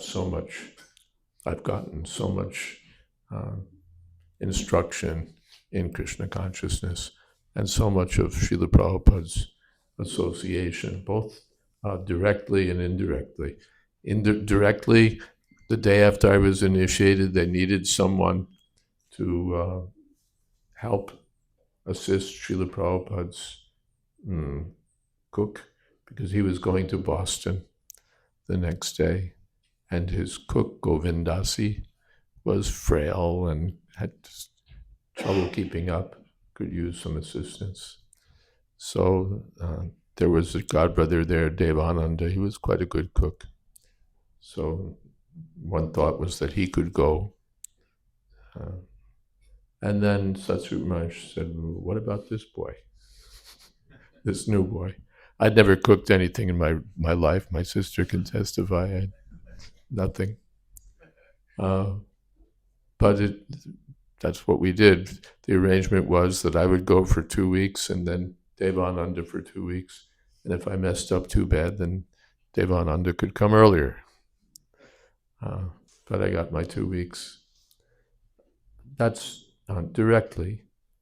Sometimes I used to travel with him also, and we would, with the library party and preaching. And then also we would sometimes catch up with Srila Prabhupada.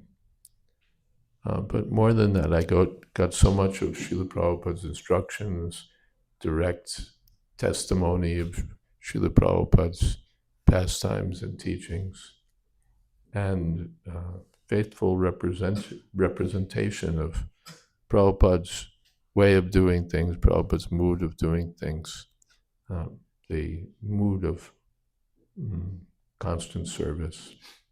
So I'm also indebted to him, to Satsvarup Maharaj, as well as to others, but especially to Satsvarup Maharaj.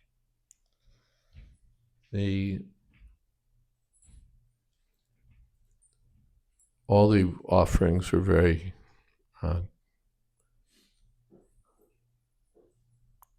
what's the word?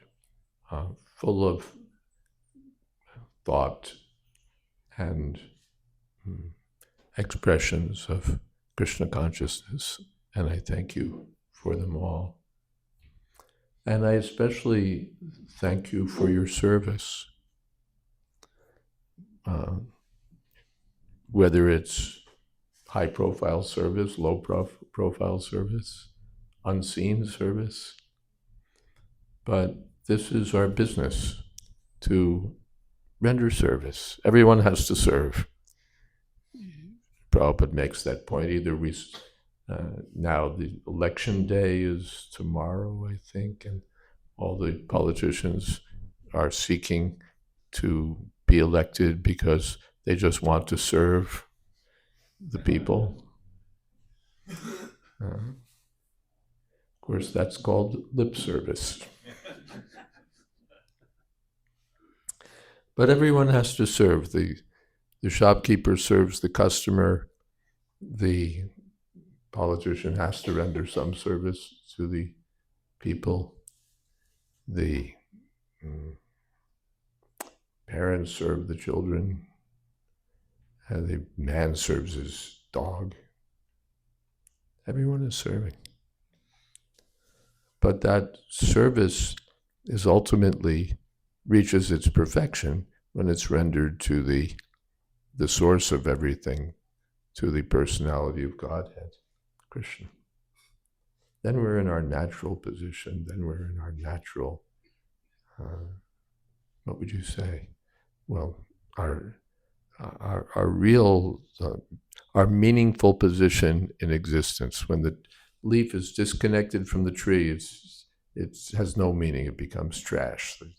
As so many are coming down now, they'll all be swept away. But when the leaf is connected to the tree, then it's green, then it's very nice. So our life has value when it's connected to the original source, to Krishna. And when we disconnect, then everything becomes ephemeral and ultimately inconsequential.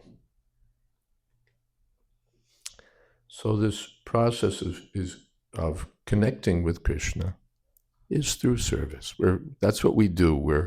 We're beings that serve. We can't avoid it. If we don't serve anyone else, we'll serve our own senses, but we'll serve.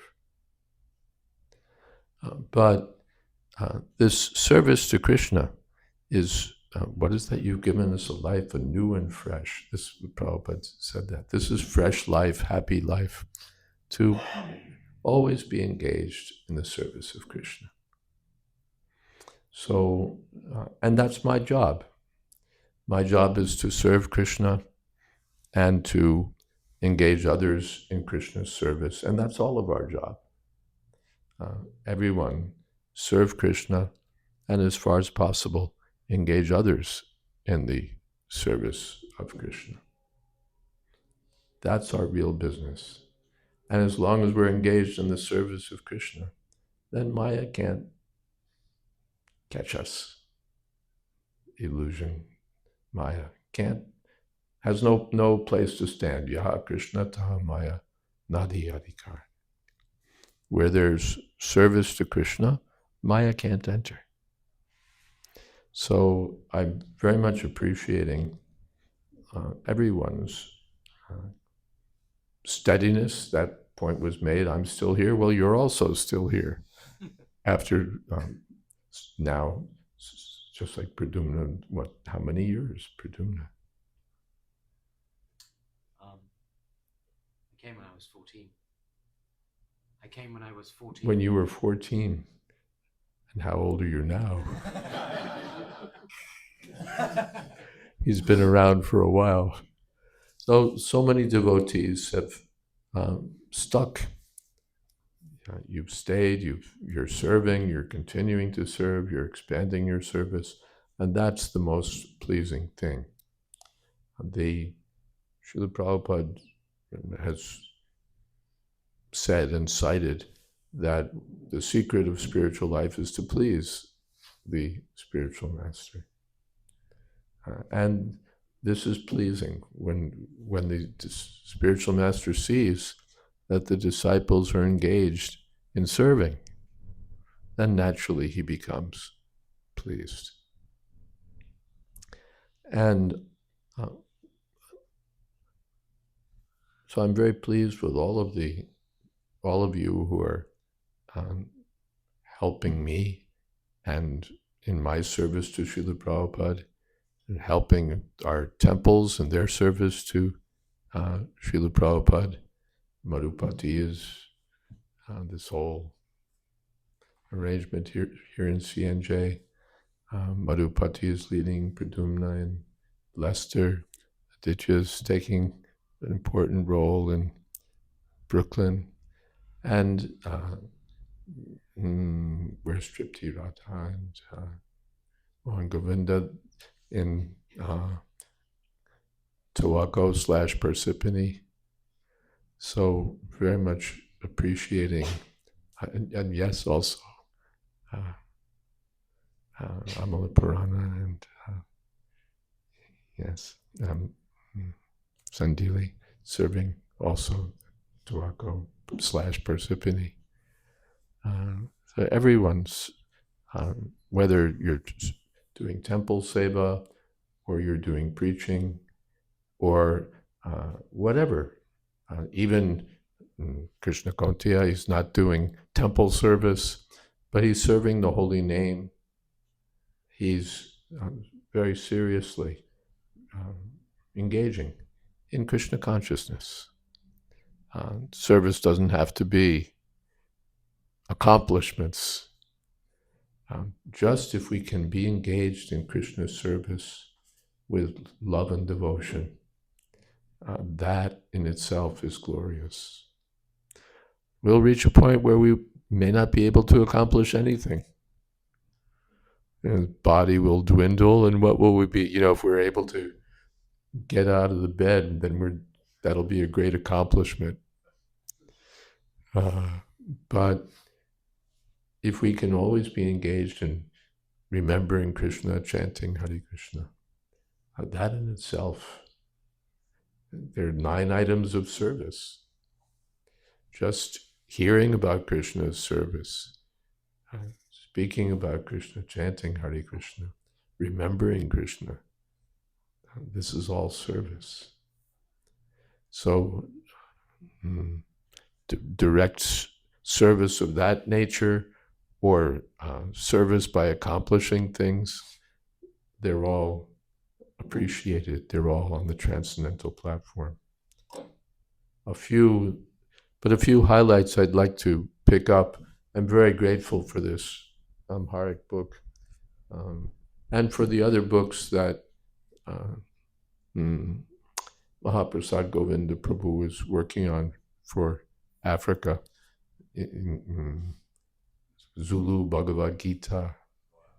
Yeah.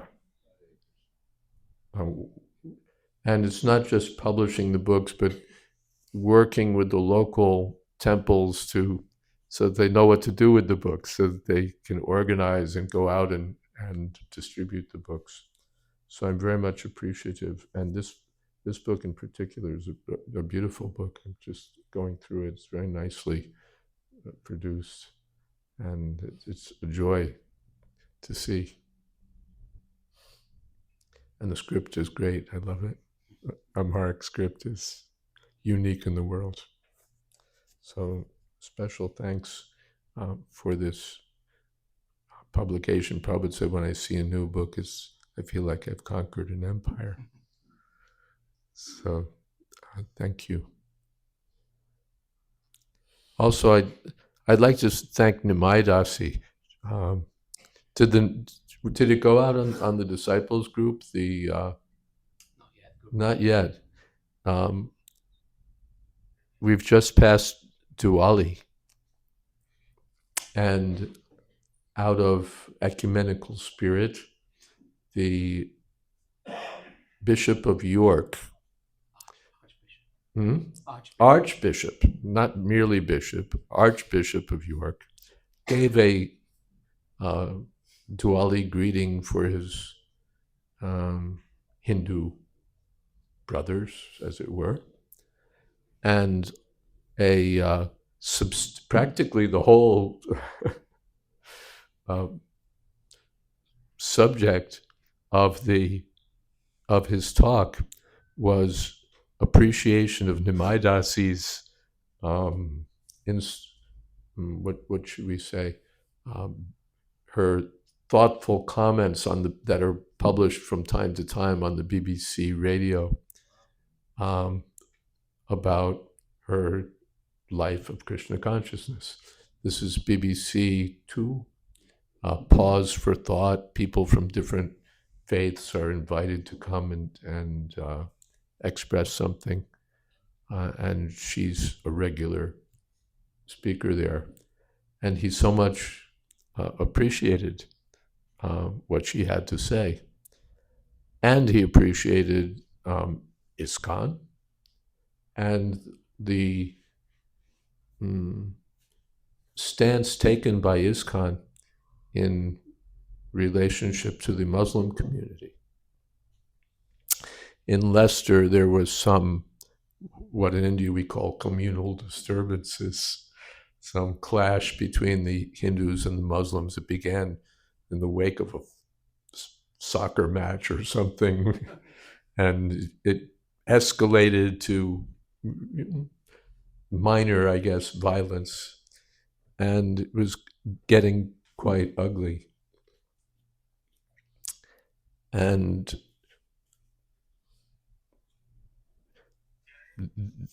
the Hindus are blaming the Muslims, and the Muslims are blaming the Hindus, and some message came from India about the need to protect the Hindu citizens, and it's just going on like this. And meanwhile, it's getting, passions are rising, and it's getting worse. And Pradyumna reached out to the local Muslim leadership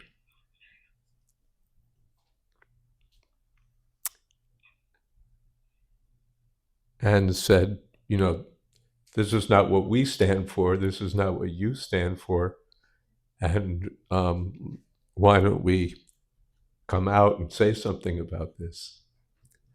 And so they did.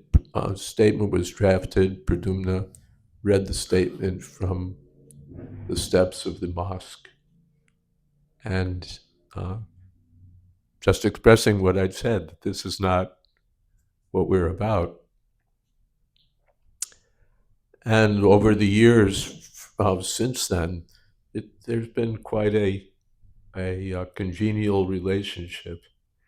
I think some political parties in India are not very happy about it, but although India was part of the United Kingdom is not part of India. And so Pradyumna and the Muslim leaders acted in a way that they found appropriate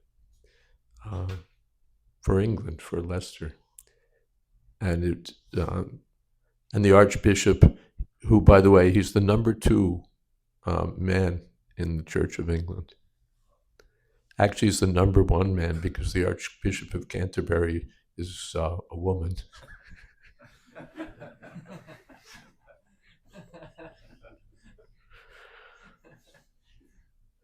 But counting in contemporary terms, he's still the number 2 man. But he's so much appreciated the way ISKCON read Pradyumna and Nimai took leadership in this way. And I've very much appreciated also that line of action. And I trust that the message will will go out and be shared with the other devotees. It's really quite remarkable, and I think the king also, it came to his notice when he was still a prince. It came to the notice of Charles also, and it got us an invitation, if I remember, to meet with him and others. So I very much appreciate this spiritually mature approach to spreading Krishna consciousness. It's not compromising. We don't share the same doctrines and practices that others have. We have philosophical differences. There's so many ways in which we remain distinct. We stand for what we stand for. But we don't stand for upadis.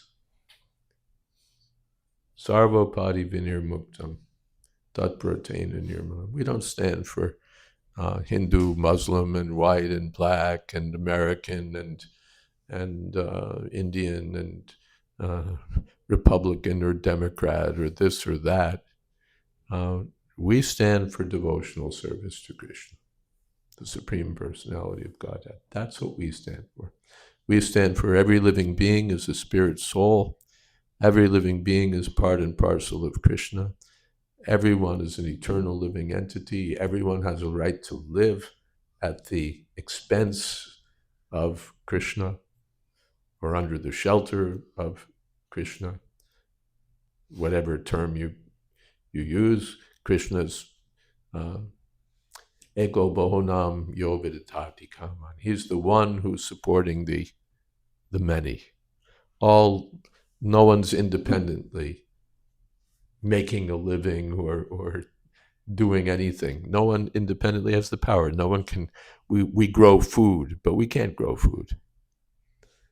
You need the sun, you need the rain, you need the earth, and we're not providing that. Science is not providing that. The government is not providing that.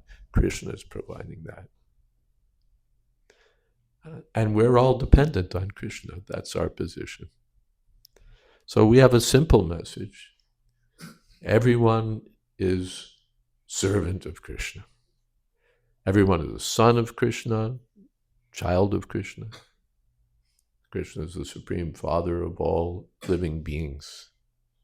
Bhoktaram yagyatapasam sarvaloka mahesharam suridam sarvabhutanam gyatva mam shantamachati. If people simply understand this, that Krishna is the supreme owner of everything, no one can claim this belongs to me. It's all borrowed property. My house, my money, my body, my everything, it's all borrowed property. Finally, it's Krishna's energy. It all belongs to Krishna. And because it's all his property, he's the person for whose enjoyment it's meant. He's the person for whose... When we try to enjoy the property for ourselves, we enjoy less. Or we, what is that? Pariname vishami, we suffer. Or we enjoy and suffer, which means suffer. When you mix your suffering into your enjoyment, it's suffering. And what capacity do we have to enjoy? How much can I enjoy? How long can I enjoy? What kind of enjoyment? But Krishna can enjoy unlimitedly. He can enjoy unlimitedly. And although he's the unlimited enjoyer, he's the friend of every living being. The friend of the Muslims, the friend of the Hindus, the Christians, the Americans, the Indians, the British, the Peruvians. the trees, the animals. Not that the human beings are his pets and the animals can be tortured and killed. That's not Krishna. No. Best friend of all living beings. Gyatva shantamichyati. If people simply understand this, then they can have peace. They're talking about peace and peace and peace, but there's no peace.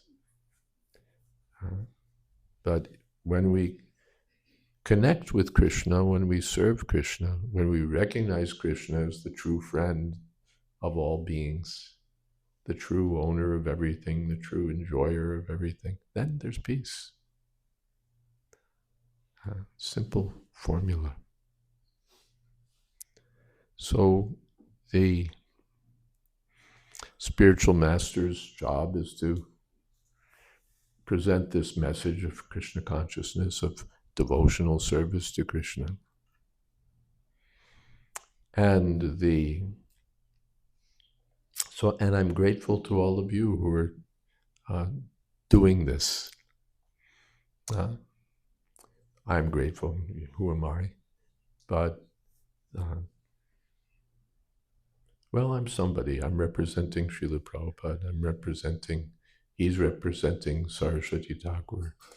And go on and on, it goes back to Krishna. So Yasya Prasad, I may be nobody, but somehow or other I've got this position. So I've got this position that, it's not a position, this engagement, this service, that I get to serve my spiritual master by presenting this message of Krishna. And then somehow by further connection, you have the service. And then the next generation gets the service, and on it goes. Evam parampara praptam.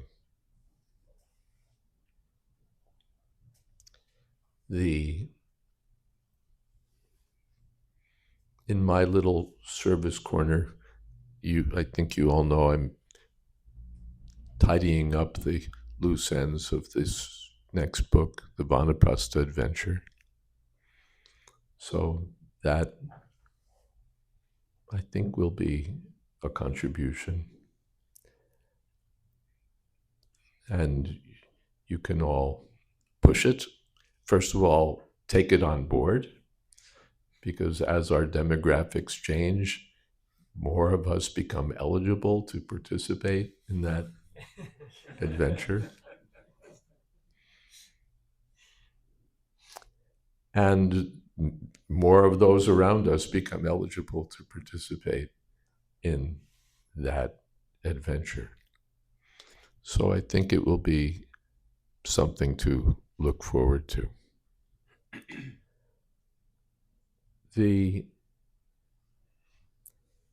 And I hope that all of you will keep moving forward.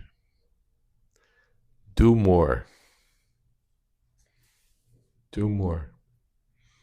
Whether it's, again, a big public accomplishment, or whether it's unnoticed and private, or any combination, keep moving forward.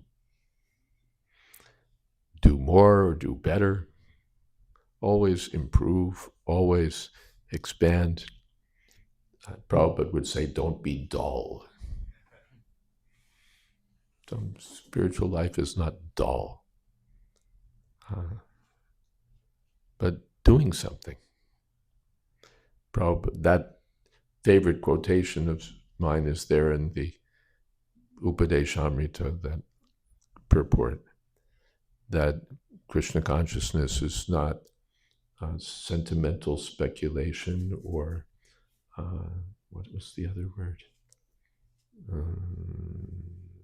Sentimental speculation, or imaginative ecstasy.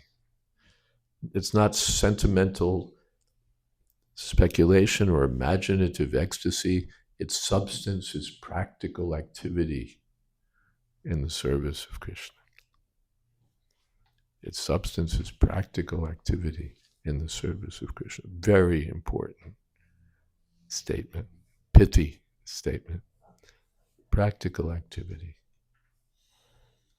So let us continue to serve. And Kadamba Kanana Maharaj used to say, do something wonderful for Krishna. Always have some, we keep things the same, but always have some new endeavor, new plan, new initiative, new effort. Again, whether it's your in your personal devotional life or in spreading Krishna consciousness, which automatically uplifts our devotional life. Some of you are involved in publishing, some of you are involved in distributing books, some of you are involved in kirtan, some of you are involved in management. Always be doing something wonderful for Krishna, then your life is wonderful. Then your life is wonderful.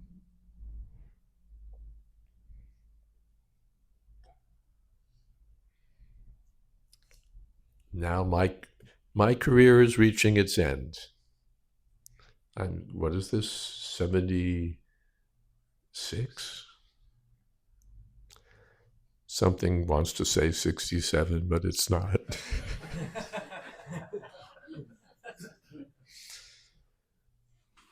76. So we know that we have different stages that we go through, all living beings. There's birth, there's we're born, we grow, we have some byproducts, children, and we dwindle, and then out of the scene we die.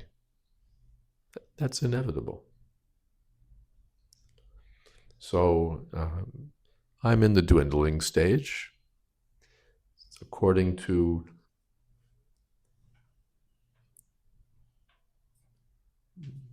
standard medical classification, there are 3 stages of old age. There's young old, there's middle old, and there's old old.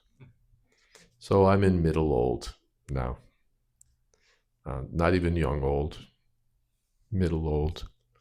And I don't think I'll get to see old, nor am I very interested in seeing old. A little more time I may be here. And things are failing. Hearing is... I'm half deaf. Voice is not doing very well. I can't sing anymore. Maybe I'll get something back a little bit. This is all dwindling. This sense starts to collapse. That sense starts to collapse. Memory is not very good. I meet someone and ask all about him, and then I meet him the next day and ask all about him. Not realizing I'd met him the day before. So many other ways. If I wake up in the morning and there's a little tag on the mirror with my name on it, then I know who I am. This is all expected. This is all expected. And this dwindling attack on the city of Puja. 365 male and female soldiers attacking the city of this body. The days and the nights as they pass. The body gets weaker. There's finally it succumbs to the siege, and that's it. So I may be around a little longer. No one knows. Obviously, we don't know that we have 7 minutes. But anyway, useful.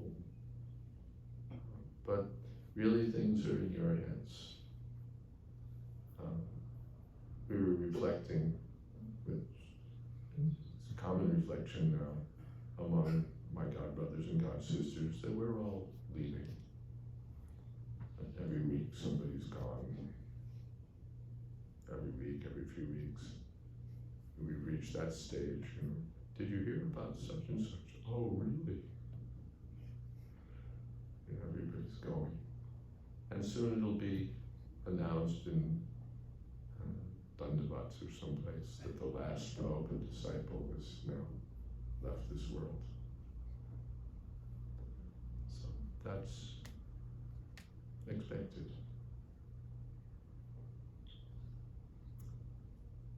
But so it's in your hands to carry on, to spread these teachings, to live these teachings, to be vigorous, do something, everyone according to our own size, our own capability. Do something wonderful. Do something wonderful for Krishna. Ganapatkana Maharaj did so many wonderful things. Bhakti Chara Maharaj did so many wonderful things. So many of my God brothers have done wonderful things. God brothers, God sisters. So your turn is there. You're already doing and continue to do wonderful things for Krishna. And that will be pleasing to me, pleasing to the Srila Prabhupada, to all the acharyas, to Chaitanya Mahaprabhu, to Krishna. And that makes your life a complete success. Thank you all very much. Hare Krishna.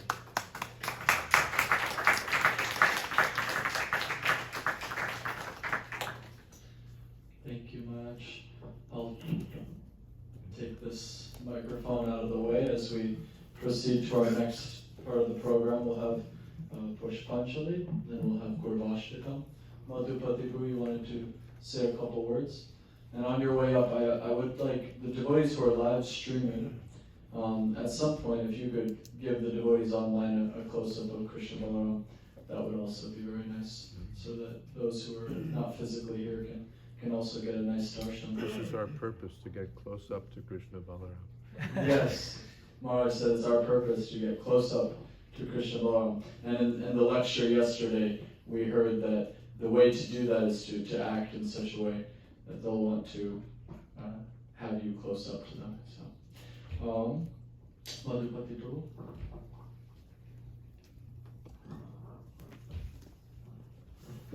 Hare Krishna Maharaj.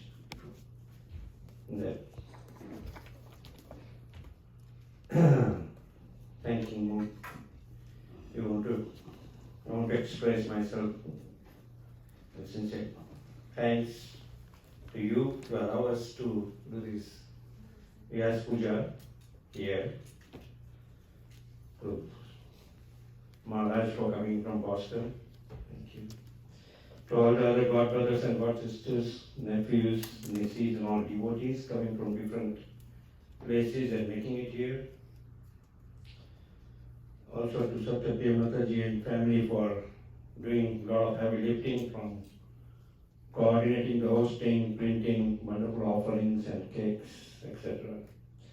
Mother Lakshmana and daughter for Saraswati for heading the decoration of the altar from the volunteers, but it's so nicely decorated, that Vyasa Puja altar, and thank you very much.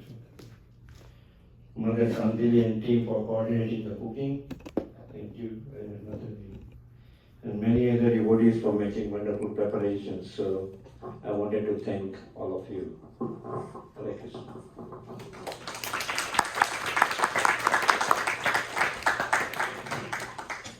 And a big thanks to Madhupati Prabhu for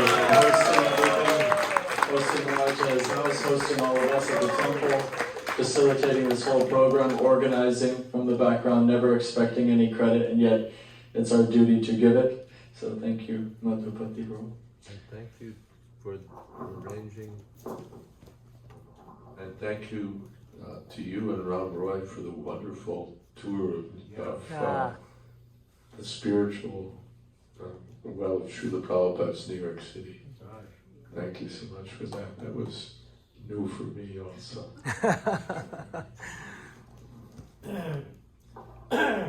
While arranging, we were just thinking what New York had to offer.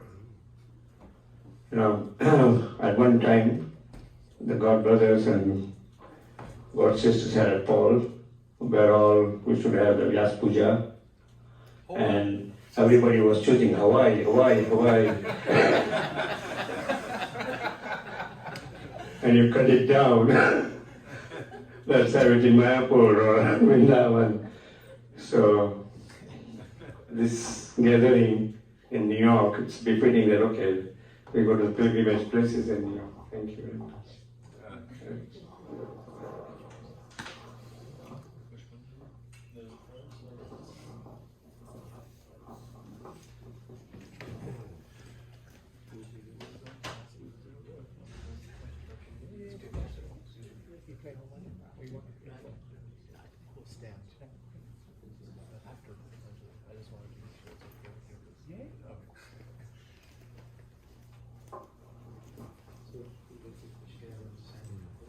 Yeah, everyone can stand up. Maybe we can actually move the musical instruments out of the way for now, and after we'll have a standing Gurvashtakam led by His Grace Panchatat Prabhu.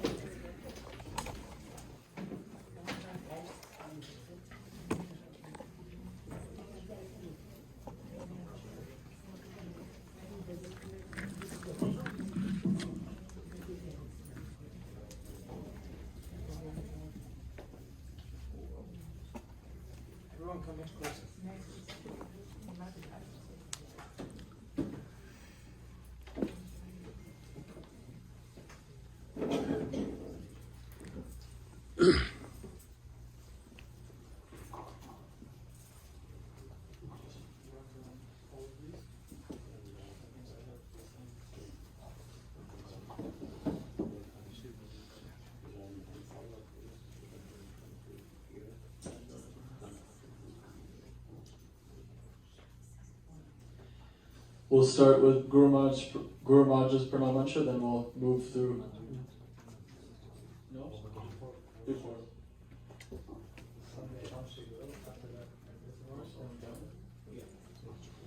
Om Jnana Timirandhasya Jnananjana Shalakaya Chakshur Unmilitam Yena Tasmai Shri Gurave Namaha Shri Chaitanya Manobhishtam Sthapitam Jena Bhutale Swayam Rupa Kadamahyam Dadati Swapadantikam Vandeham Shri Guru Shri Jutapadakamalam Shri Gurun Vaishnavamscha Shri Rupam Sagrajatam Sahagana Raghunatam Idam Tam Sajivam Sadvaitam Savadhutam परिजन सहितं कृष्ण चैतन्य देवं श्री राधा कृष्ण पादां सहगण ललिता श्री विशाखान्वितंश्च नमो ओम विष्णुपादाय कृष्णप्रेष्ठाय भूतले गुरुदास जयद्वैत स्वामिनिति नामिने नमो ओम विष्णुपादाय कृष्णप्रेष्ठाय भूतले श्रीमते भक्ति वेदांत स्वामिनिति नामिने नमस्ते सारस्वती देवे गौरवाणी प्रचारिणे निर्विशेष शून्यवादी पाश्चात्य देश तारिणे नमो ओम विष्णुपादाय कृष्णप्रेष्ठाय भूतले श्रीमते भक्ति सिद्धांत सरस्वती नामिने श्रीवर्ष भानवी देवी दैताय कृपाब्धये कृष्ण संबंध विज्ञान दैने प्रभवे नमः माधुर्योज्वल प्रेमाद्य श्रीरूपानुग भक्तिदा श्री गौर करुणा शक्ति विग्रहाय नमोस्तुते नमस्ते गौरवाणी श्री मूर्तये दीनतारिणे रूपानुग विरुद्ध सिद्धांत द्वंतारिणे. So I broke that up funny. Uppa Siddhanta Dvantaharina. I just want it to be clear that he's breaking up Uppa Siddhanta, not Siddhanta Dvantaharina. Right. Namo Gaura Kishoraya Sakshat Vairagya Murte Vipralambhara Sambhode Padambujayate Namaha Namo Bhakti Vinodaya Sachirananda Namine Gaura Shakti Swarupaya Rupanuga Varayate Gaurvir Bhava Bhumistvam Nirdeshta Sajjana Priya Vaishnava Sarva Bhoma Shri Jagannataya Te Namaha Vancha Kalpatarubhyascha Vasandhubhya Evacha Patitanam Pavanebhyo Vaishnavebhyo Namo Namaha Namo Mahavadanyaya Krishna Prema Pradayate Krishnaya Krishna Chaitanya Namne Gauratvashe Namaha Panchatattvatmakam Krishnam Bhaktarupa Swarupakam Bhaktavataram Bhaktakyam Namami Bhakta Shaktikam He Krishna Karuna Sindho Dinabandho Jagatpate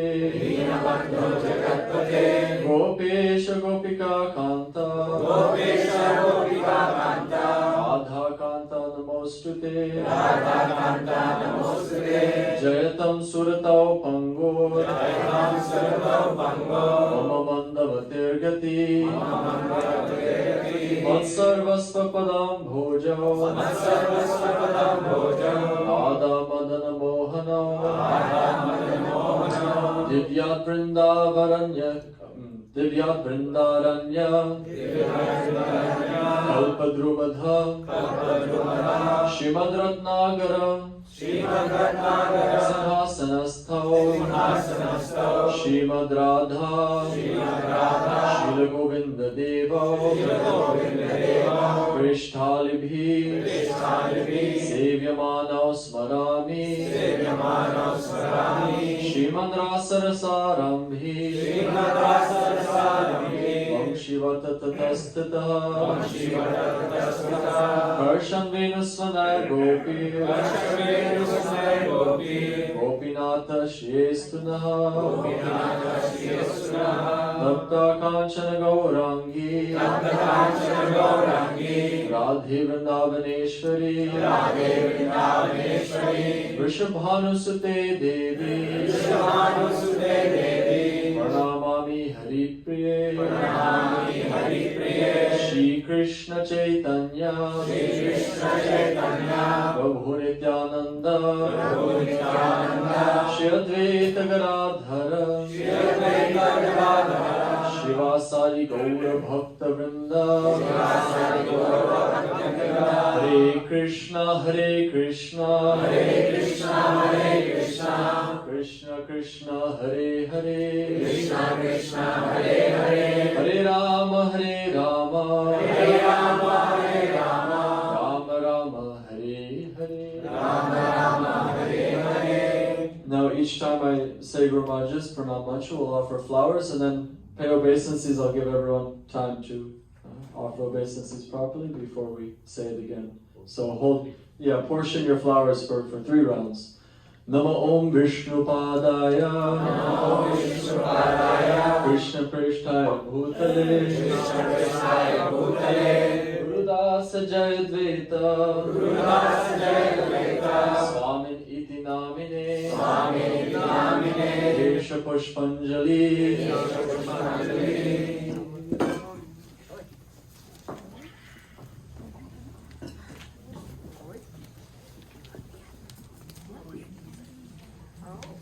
जयद्वाita Swami Maharaj की Namo Om Vishnu Padaya Krishna Prishtaya Bhutale Gurudasa Jayadvaita Swami Iti Namine Kesha Pushpanjali Divine Grace Srila Jayadvaita Swami Maharaj की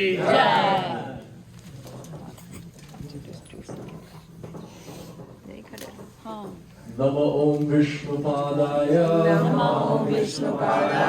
Krishna Prishtaya Bhutale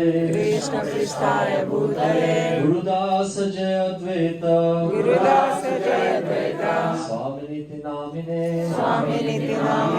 Kesha Pushpanjali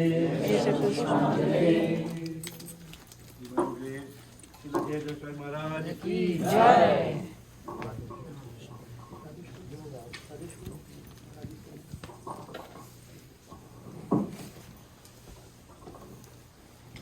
Before the next program, I'd just like to take the opportunity to express my gratitude to my first disciple, His Holiness Kanamakananda Swami.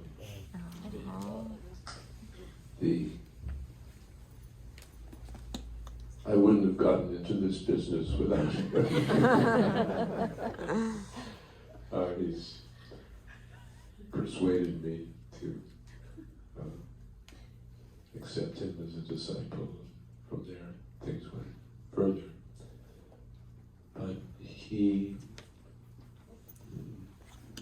set such a wonderful example of pure devotional service to Krishna, all the way to he had an extraordinary example of devotional service.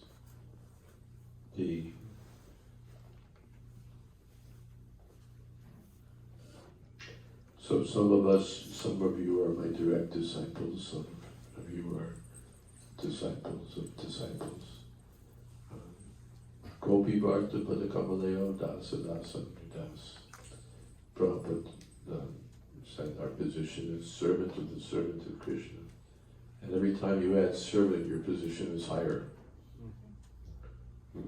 Dasa Dasa Das. So those of us who are connected through Kadambakana Maharaj, your position is still better, enriched. We're all enriched, actually. You're enriched. My disciples are enriched. I'm enriched by having had the association and still having spiritually the association of Kadambakana Maharaj. So I wanted to express that before we continue. Thank you. Hare Krishna. Can we get this mic for Panchatattva? No, we'll stand. Okay, standing is nice. Then we can all dance like the Amharic letters.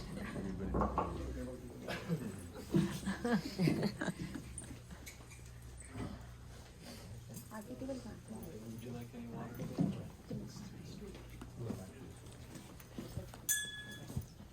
Samsara Dava Nalalida Loka Ganaya Karunya Gana Ganatam Samsara Dava Nalalida Loka Ganaya Karunya Gana Ganatam Pratasya Kalyana Gunanavasya Apasya Kalyana Gunanavasya Vande Guru Sri Charanarvindam Vande Guru Sri Charanarvindam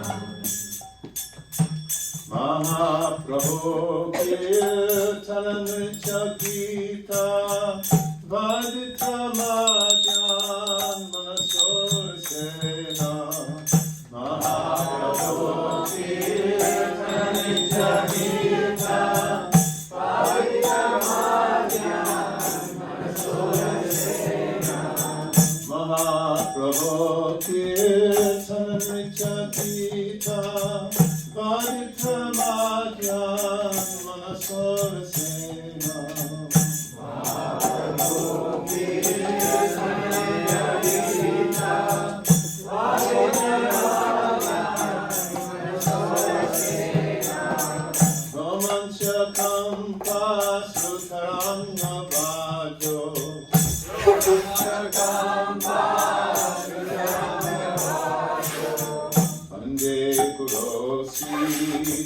Charanarvindam Vande Guru Sri Charanarvindam Sri Vigraharadhana Nityadana Sringarathan Mandiramajanado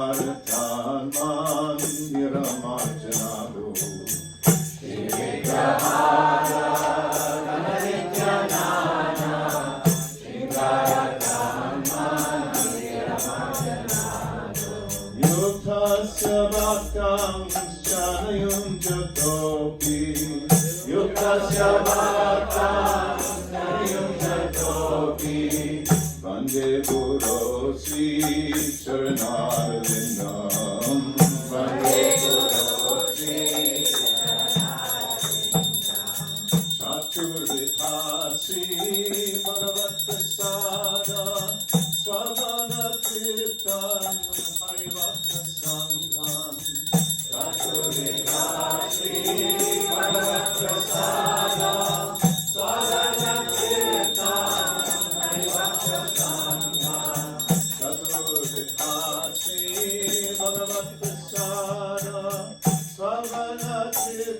Haribhakta Sangam.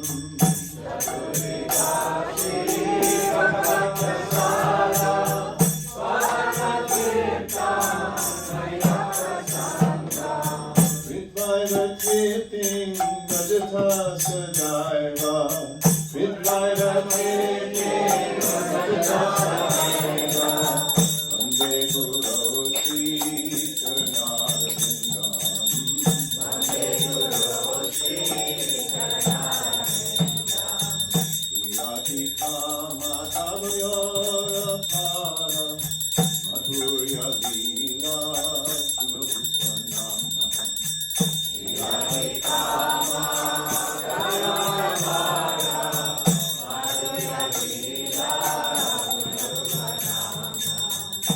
Radhika Madhavayora Para Madhurya Leela Gunuswanam. Radhika Madhavayora Para Madhurya Leela Gunuswanam. Pratikshana Swadhana Lolapasya. Pratikshana Swadhana Lolapasya. Vande Guru Sri Charanarvindam. Vande Guru Sri Charanarvindam. Vande Guru Sri Charanarvindam. Vande Guru Sri Charanarvindam. Nikunja Vyunarati Kelisijay. Nayali Vir Yuktir Apekshaniya. Nikunja Vyunarati Kelisijay. Nayali Vir Yuktir Apekshaniya. Nikunja Vyunarati Kelisijay. Nayali Vir Yuktir Apekshaniya. Nikunja Vyunarati Kelisijay.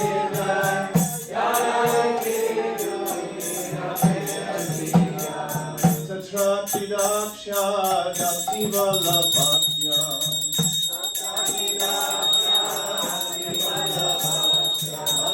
Tatrapidaksha Dati Vallabhatya.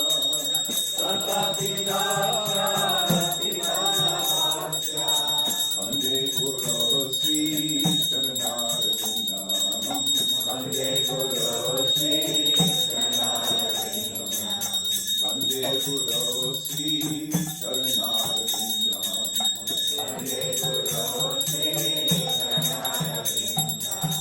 Sakshat Janitena Samasta Shastre Utastata Bhavyata Eva Sati.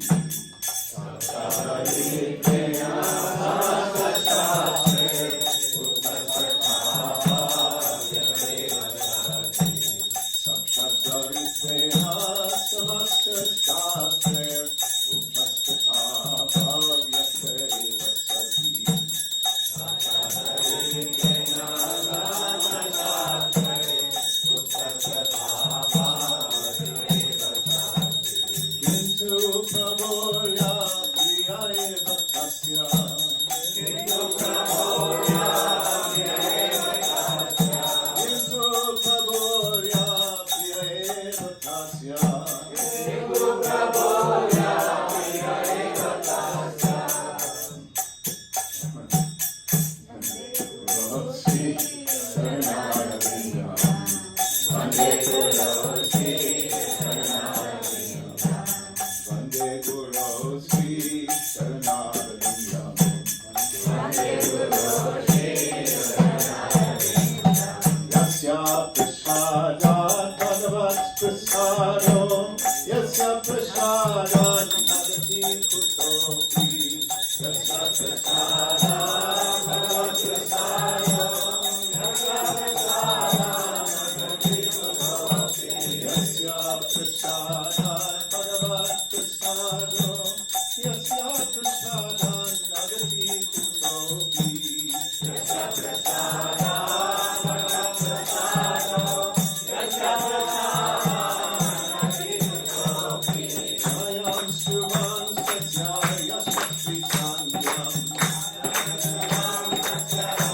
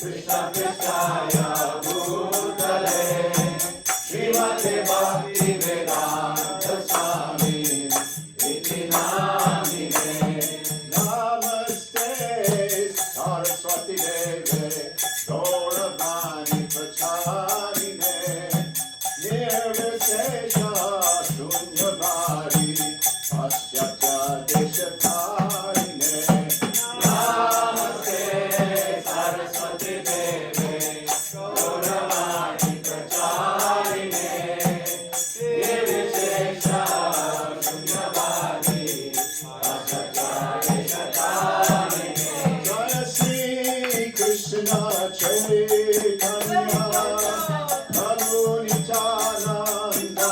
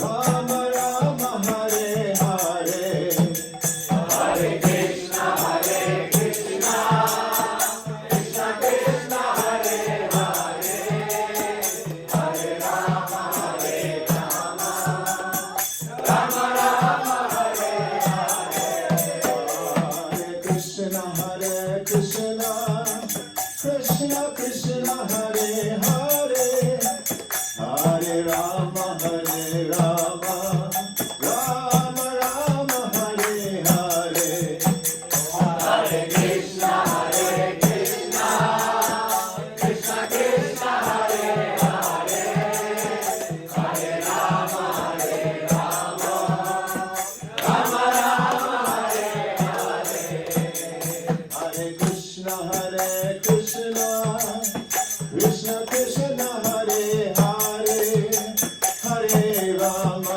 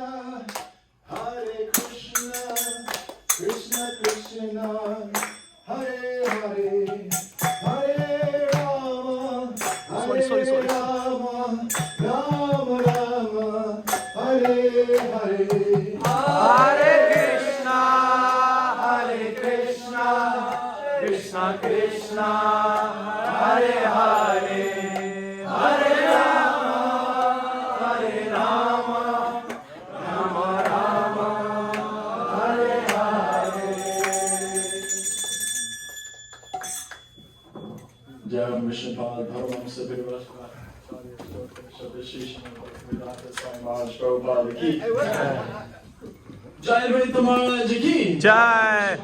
Acharya Stotra Shata Shri Shiva Bhakti Siddhanta Saraswati Prabhupada ki Jai. Koti Vaishnava ki Namacharya Shri Haridas Thakur ki Prem se ko Shri Krishna Chaitanya Prabhu Nityananda Shri Dvaita Garadhar Shivasari Gaura Bhaktivinoda ki Jai Shri Shri Radha Krishna Gopa Gopinath Shyama Kund Radha Kund Giri Govardhana ki Vrindavan Dham ki Mayapur Navadvip Dham ki Jagannath Puri Kshetra Dham ki Jamuna Maya ki Ganga Maya ki Bhakti Devi ki Tulsi Maharani ki Samaveta Gaur Bhakta Vrinda ki all glorious to some of devotees, all glorious to some of devotees, all glorious to some of devotees, all glories to the auspicious appearance day of His Divine Grace, Srila Jayadvaita Maharaj ki Maharaj ki Jayadvaita Maharaj ki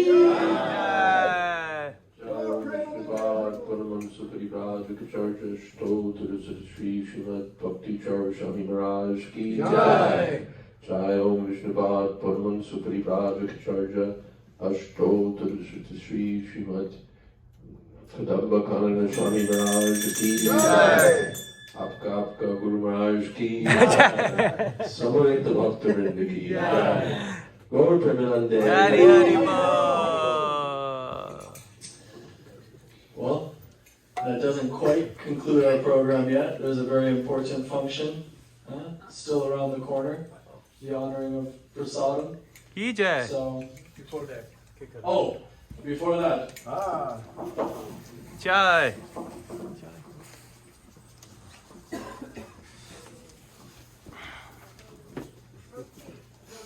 Okay.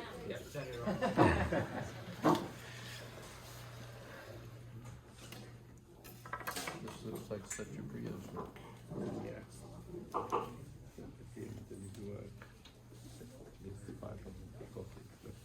That looks like such.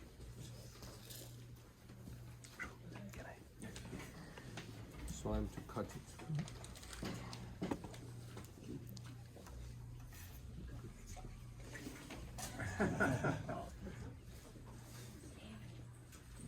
Hare Krishna.